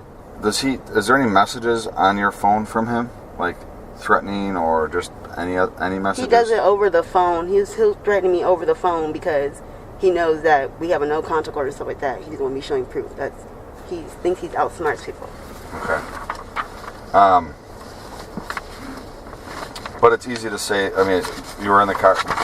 It's potential that your DNA is in the car, right? Yeah, I mean, because you've been in the car, you touched stuff, touched door handles. Yeah, the door handle. Okay. And so it'd be okay if I got like a DNA swab just in your cheek from you today? Of course. Hey, it's Guth. Yeah, the only thing I'm fearful of is all the other, the national media is all around the building there. 114, that's my turn.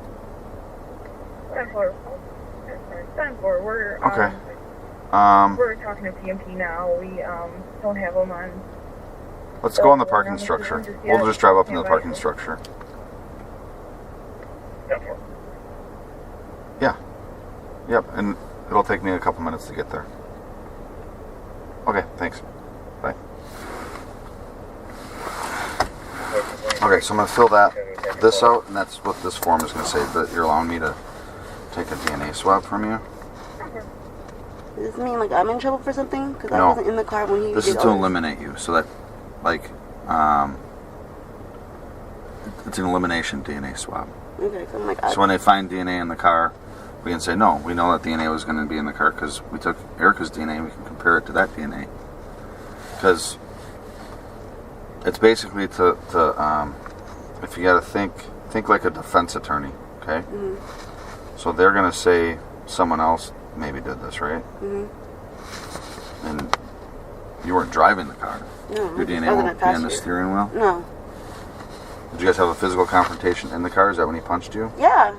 You can check the window thing. I was trying to roll down the windows and the locks before I got out. So yes.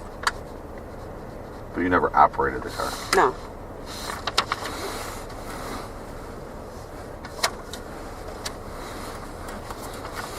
And then that's all that's going to show then, right? I mean, that's what this is for. And then Just I to told you- eliminate. Then I told you we were sleeping in his car in his mom's backyard. Yeah, and so, yeah, it's presumable that you're going to have certain parts of the car that you touch. Have you ever operated that car? No, I don't. Never? No. Okay. The only time I ever touched the steering wheel was when we were sleeping in the car. Like I said, all right, sit in the front, but I've never drove the car, and his mother could tell you that too. And when was the last time that you sat in the front, in the driver's seat? More than a week ago? Yeah, more than a week ago. Okay. Then it's likely your DNA wouldn't be on that side. Yeah, it would be on the door though. That's where it's going to be. Yeah. So this, I don't know if you've ever done this before, but basically, I'm just gonna have you open your mouth up wide, like I'm at the dentist, and I'm just gonna rub the inside of your back of your cheeks on both sides. Okay. So just turn your head towards me, make it easier. Unfortunately, I sent a picture. We're still trying to get the actual hard copy on most of them. Okay, that's it. Okay. Not as bad as the doctor, right? No. Ever get those COVID tests? They like stick that thing up your nose. I know. I need to get one. I'm just scared of that. I was like. Get that. You're doing that. Well, I'm gonna get the shot anyway. Just don't know which one I want to get. Yeah, vaccination. Yeah, the vaccination. They had different ones. Today's date. Oh. Oh, I just looked at the date. What are we on now? 22nd? Yes. Already. Almost Thanksgiving. Okay. Well, let's go get that photo. Okay. So I'm gonna have you look at a photo and see if you notice or recognize anybody in this photo. Okay. We'll do that first, and then we'll go on our little field trip to see what we can see. Okay. Where maybe all this started. Okay.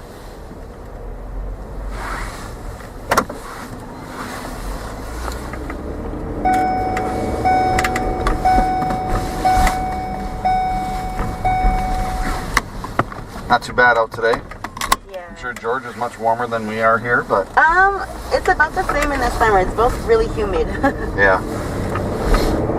Winters are much different here, though. Yeah, it doesn't snow in Georgia. Well, not as long as I've gone there. So where did you grow up? Nevada. Oh. And I moved to Georgia 2017. What part of Nevada? Reno. And that's where I met him. He's from Detroit, but when I was younger, he was in Nevada. That's where I met him. How many kids? You said you had 4 kids, right? Mm-hmm. Who's the oldest? Me and his daughter. She'll be 15. Ari's the oldest? Yep, she'll be 15 in April. And then what's the next one? 12, 11, and 10. Okay. Back to kind of back to back. Yeah. All girls? All wow. girls. Did you run out of names? No. Well, yeah, I did. I was like, oh no. Yeah, he's almost abusive to her too. That's why my daughter kept trying to run away when he was out there, because that was her first time meeting him. And he was controlling to her, and then always got in her face, and I'm just like. And so how many dads are there? Is it? It's just 2. Oh, just 2 dads. Mm-hmm. So 3 kids, 3 daughters with one other guy. Yes. Does he live in Georgia? He's in Nevada. Oh, in Nevada. What made you guys move to Georgia? My mother, she has her sister out there, and then she has a lot of nieces and stuff, and they talked her into going out there, and then she talked me into coming out there like a year later. Okay. So I'm like, I didn't really want to just stay out there. So. How long were you in Georgia then? Since 2017, and I just left Georgia in June. Okay. And prior to that, your whole time was in Nevada? Before that, yes, Nevada. Okay.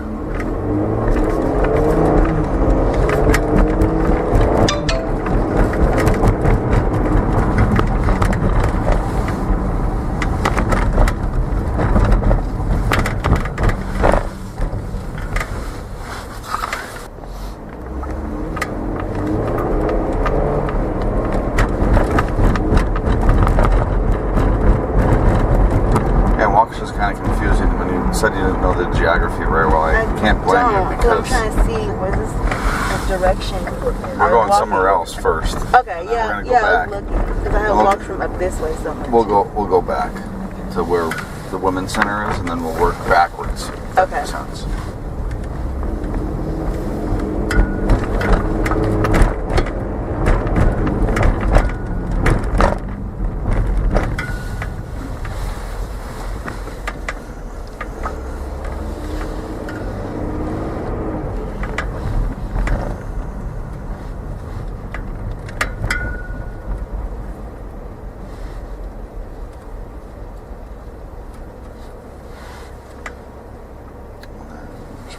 dressed to come out, the same girl that you met last night. Oh, okay. She doesn't come out with that picture.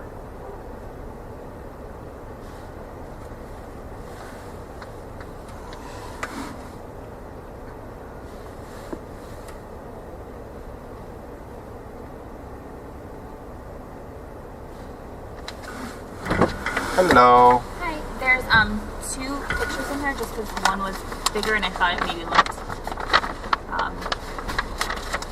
worse. Okay. The smaller one might be better. We'll take a look at them. Thank you. Okay, you're welcome.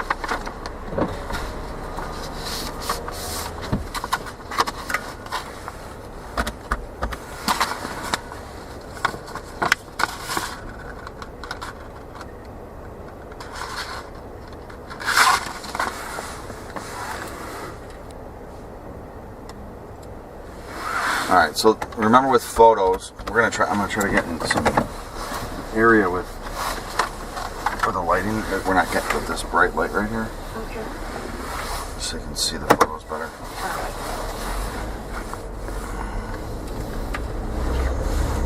I think this will be better right here. Oh, is that bright light? Yeah, that was Okay, I can, yeah. All right, so it's the same photo. These both are the same photo. If you can identify who that person may be. That's him. And how certain are you that that's when you say 100%. That's Darrell Brooks. Okay. So go ahead and write on there 100. I'm 100% certain that's Darrell Brooks, and then you can sign your name and the date.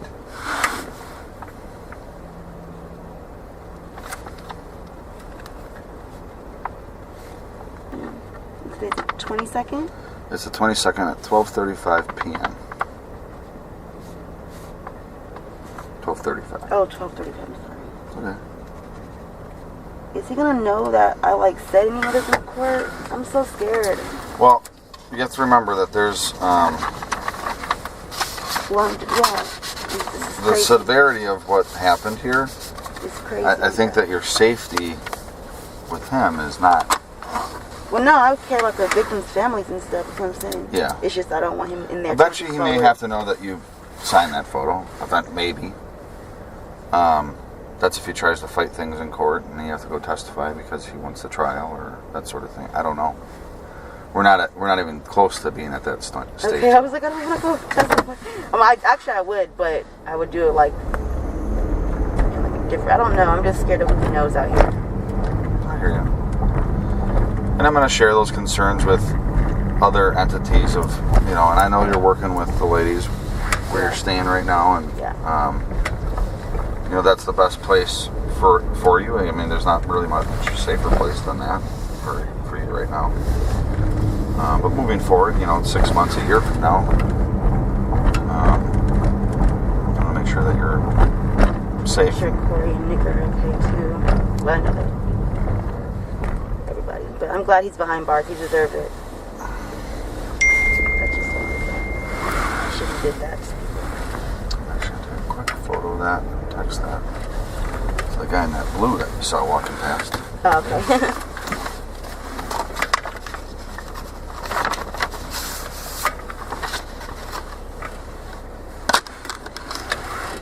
Of course. All these shadows.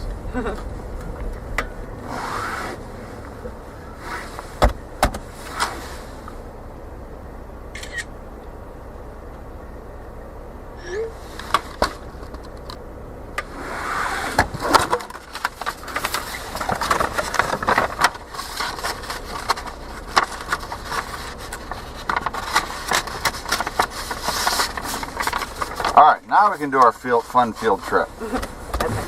All right.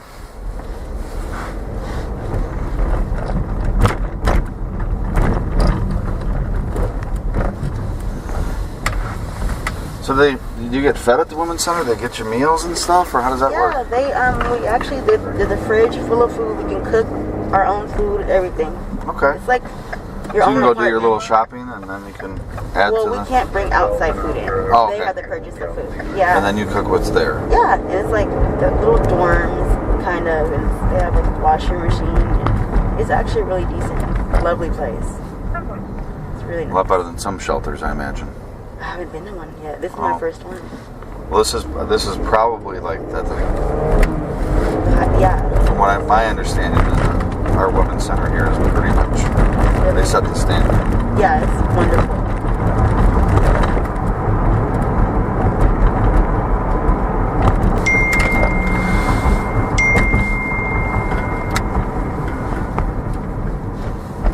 I'm normally not this popular.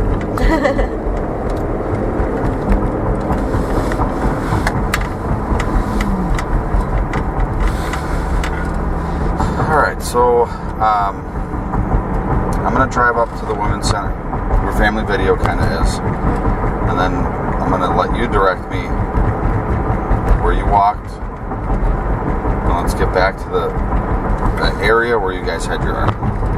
Okay. And it might have changed, but like, No, it hasn't just changed. work backwards in time. Okay.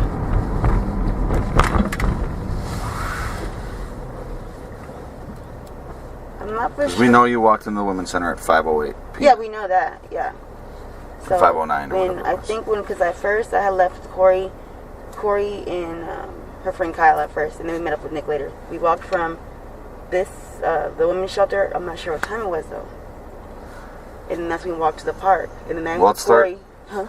Let's start back. So what I mean by backwards is, okay, 5:09, you walk into the Women's Center. Now hit the rewind.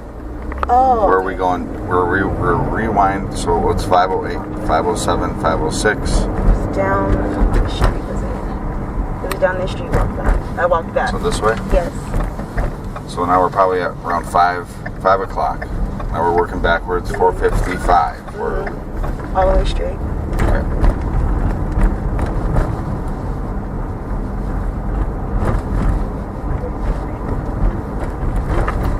All the way straight on the street.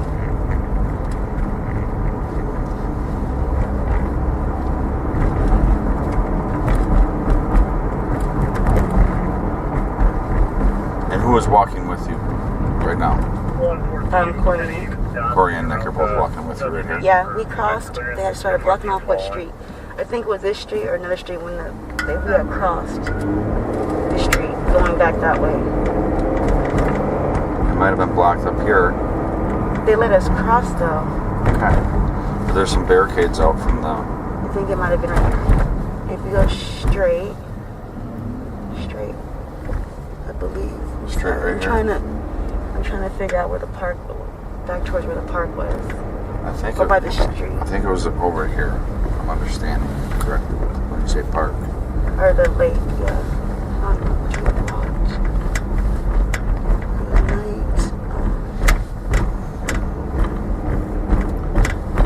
was. So this is a school. It's Trinity. But did you walk down this street, you think? I think I know. So I'm going to go to where I think I know. Okay. But I want you to confirm that. Okay. Just let me know if anything starts to look familiar.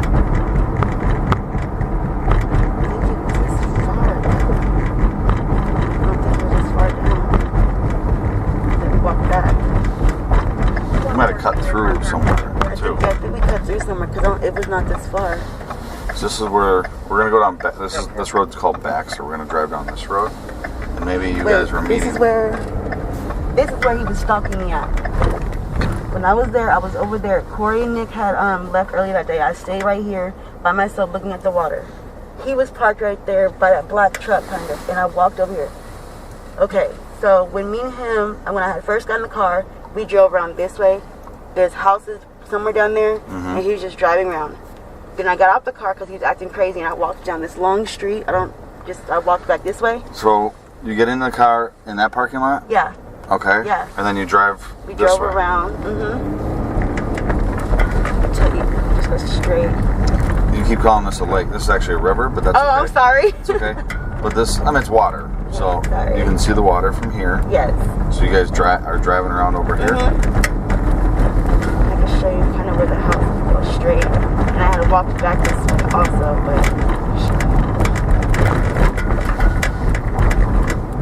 How's he driving when you're in the car with him? He was beating me up, fighting, driving fast.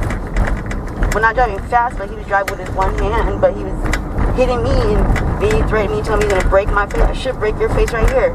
And that's when I had got out the car and walked all the way back to the lake. And I had called Corey and them to meet me, and they met me. Okay. So where did you get out of the car, do you think? Looking around here. It was farther than theirs. It wasn't these houses.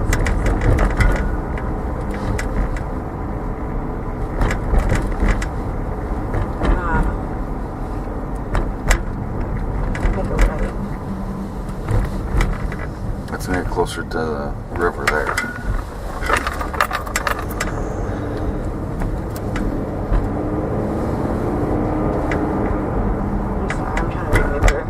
I just remember we were arguing now. I know it was probably down this way. It was. So I walked past this stuff. It was down this street when I had walked back, so it was straight.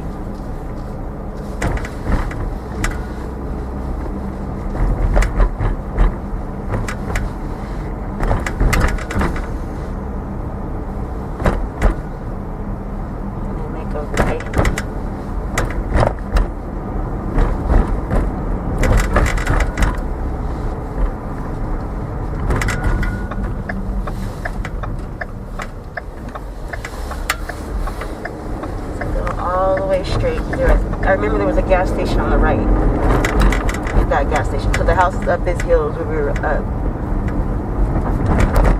Okay, that's a one-way up there. I can't take a right up there.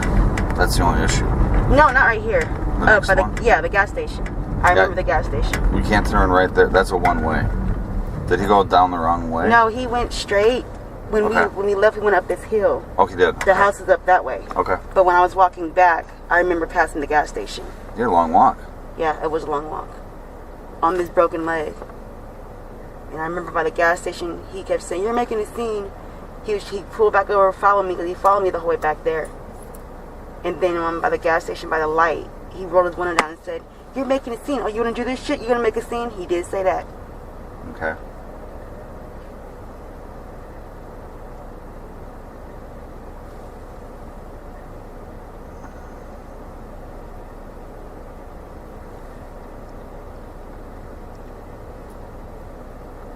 What'd you say back to him?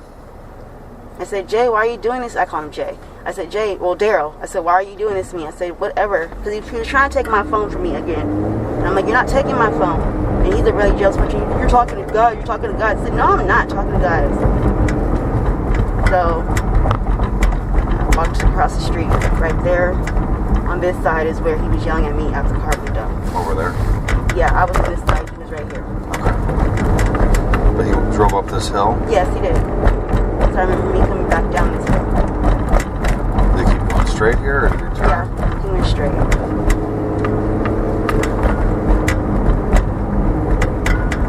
don't remember the actual street that we were on though. I just know I walked past this empty right here. I came from down this way. Okay.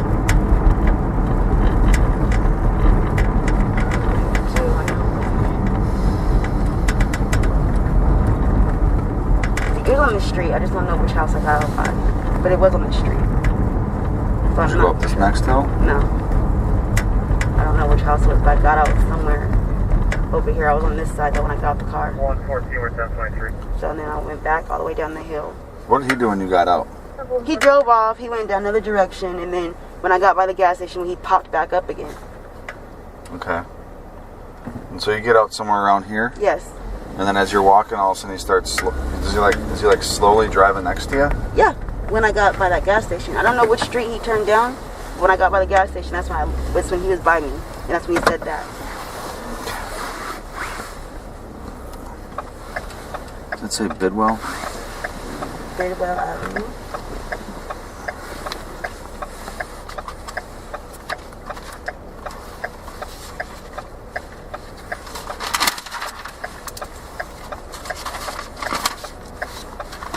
And then you started walking back towards the park. Mm-hmm. Okay. So we just came. So you're just walking? I'm just walking. Yeah. On that side? On the left side, yes. So you're walking on that side. Mm-hmm. And then he had disappeared, and he popped back up when I had got down the hill by the gas station. So you had a little bit of peace and quiet. A little bit. But you're trying to call. Is this when you're trying to call? Yeah, Corey, but her phone, at first her phone was going straight to voicemail, and I had got a hold of it. Okay. And they probably asked you where you were, Yeah, and you had no clue. yeah. So I'm walking. Alright. They eventually met me by the lake. They were coming the way from the where the parade was, so I think they were already there. I'm not for sure. Okay, so you come down at this intersection. You're on that side of the street. Mm-hmm. You said he was trying to take your phone, but No, he was not trying to. At that moment, he tried to take it before I got out the car. gotcha. Right here, he was yelling at me. In the car when he was hitting you and stuff. Yeah, in the car, he was. He's like, give me your phone. You're talking to guys. There's two other phones. The cops still have my phone in Milwaukee County that he took. They had got it from him, but I never made a way out there to get it. All right, so as you're walking down this way, is he just like slowly riding next to you, or does he speed off? Or He sped off. Did he go straight here? He went straight. I didn't see him again until we got back by the lake. I don't know which way he went. And I walked back. When I got back to the lake, the same spot I just showed you at, that's when he had called, and that's when he popped back up. I'm like, just leave me alone, and then I'll show you the other location. It was to the right, where I had called Corey and them, and they had called. And then he got out the car. He did a U-turn and got out the car. There was a confrontation between Nick and... No, Nick was trying to hold. He was just like, leave her alone. These are females. Leave her alone. And then he pushed Corey in the face. Darrell pushed Corey in the face. So where do you walk from here? Left. You go left again? But you don't see him at this point? Alright, so then you're going up this way? Yes, straight.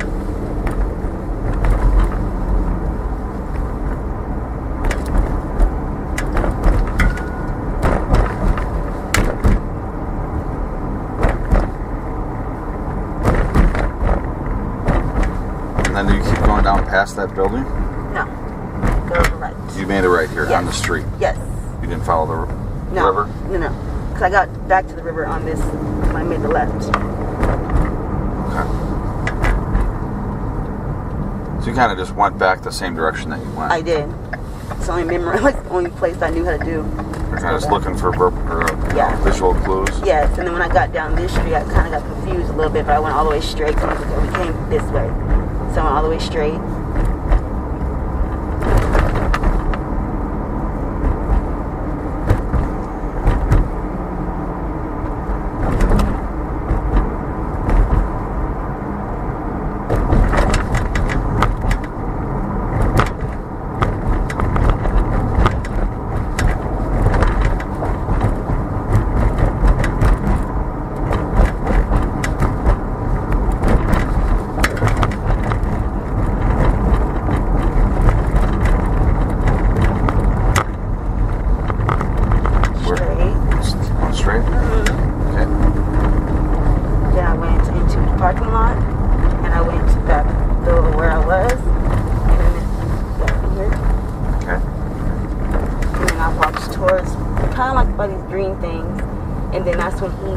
Back in here, and I was arguing with him, and then I started walking back this way, and then that's when I caught Corey and them exit the park, or the lake, the river, sorry.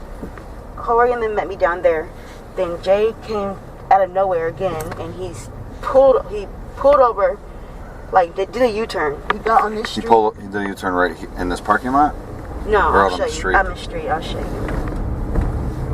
So this is where you met up with Corey and Nick. And then as you guys are walking out this way, I'm just trying to... No, Corey and Nick met me on the street.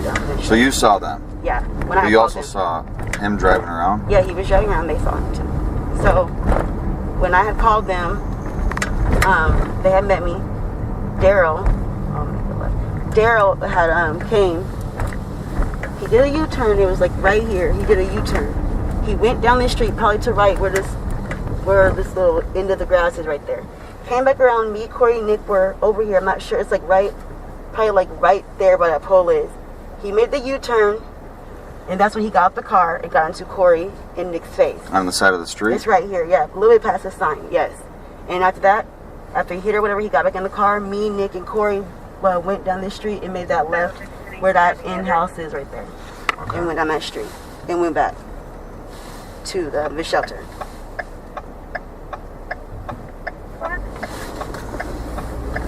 So they have a confrontation. It was like right here. Right about here. Yeah. Okay. What time do you think that was? If you got back at 5:09. I wasn't really checking my phone. Sorry. However long it takes you to. Did you walk straight back to the shelter then? We walked straight back. Yes. So you said you walked down this way and you made a left. Yes, it was down the street. Okay, there's a street up here. Yeah, the street. This first street. What did he do after he pushed Corey and you guys started walking? He got back in the car. Which direction did he go? He was this way. But he got back in the car, but they stopped. Did he go past you guys? He went past us, yes. But then because like 3 cars had stopped right there. I don't know if there was something, it was blocked off, but 3 cars had stopped. So I thought he just stopped. We all thought he stopped, but we were just walking. We seen that when we were crossing the street already. There's like 3 cars parked. I think they were waiting for something. I don't know if somebody was crossing or what. And so he kept going straight right there? Yeah, but he had stopped the car. Okay. So 3 cars stopped. After you went down this road, you don't know where he went? Mm-mm. He just went past you? He just kept walking. Yeah, and we were just all... And did he squeal his tires when he took off or anything? I didn't hear that, no. Was he driving like fast? Did you hear the engine roar? Or the muffler? Well, when he got in, he started driving fast, yes. Okay. He pulled off fast, at least. I don't know how fast he went with that, but he did pull off fast. He pulled off fast, but you don't know exactly where he went after that. Mm-hmm. We just kept walking. And right here is where the police officer let us cross, actually, so I do remember it right here. So a police officer let you guys walk over this way? Yeah, and after that she started blocking the roads. Right here? Yes. So you guys went down this way then? Yes. I just remembered. Sorry. That's okay. My memory got back now. But yeah, this is the way we just walked all the way back to the shelter. Do you know how to get back to the shelter from here? Straight, I think. Straight. We just kept walking straight, pretty much so. Okay. I think. No. Or did we turn? Corey dropped her hat right here. Okay. And she turned back around and got it. I think we made a right and then made a left. I think we walked through the train tracks. I remember she did drop her hat right here. Okay, so she picks up her hat. Yeah, and then we walked, and I believe we made a left through the train tracks. So you took this little... Yeah, the little Did thing. you take this Yeah. gravel road? Yeah, because all the way straight, we go that way is where the shelter is at. Well, where Dollar General and stuff is at. So you ended up walking on this gravel? Yeah. Is this right? Yes.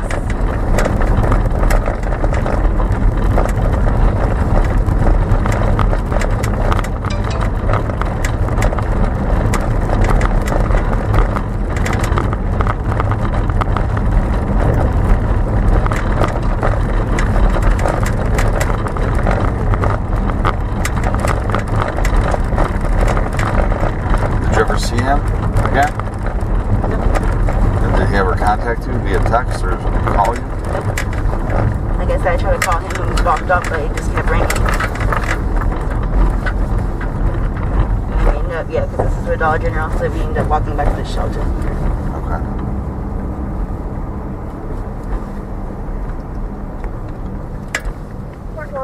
And then you can get to the women's center just by going straight here? Is that what you did? You went straight because there's a across little the parking fence. lot? Can't do that with the car. Well, I suppose we could a little bit, but you still have to walk back. Alright, I think I got it. Sorry, it was so confusing. No, it's fine. That's why it's better to probably sit in the car and just drive it. Yeah, I could not give directions if I wasn't in the car. So he caused you pain and made you scared yesterday too, right? Yeah. Okay. So actually you had a domestic incident where he did domestic battery to you 2 days ago and yesterday. Yes.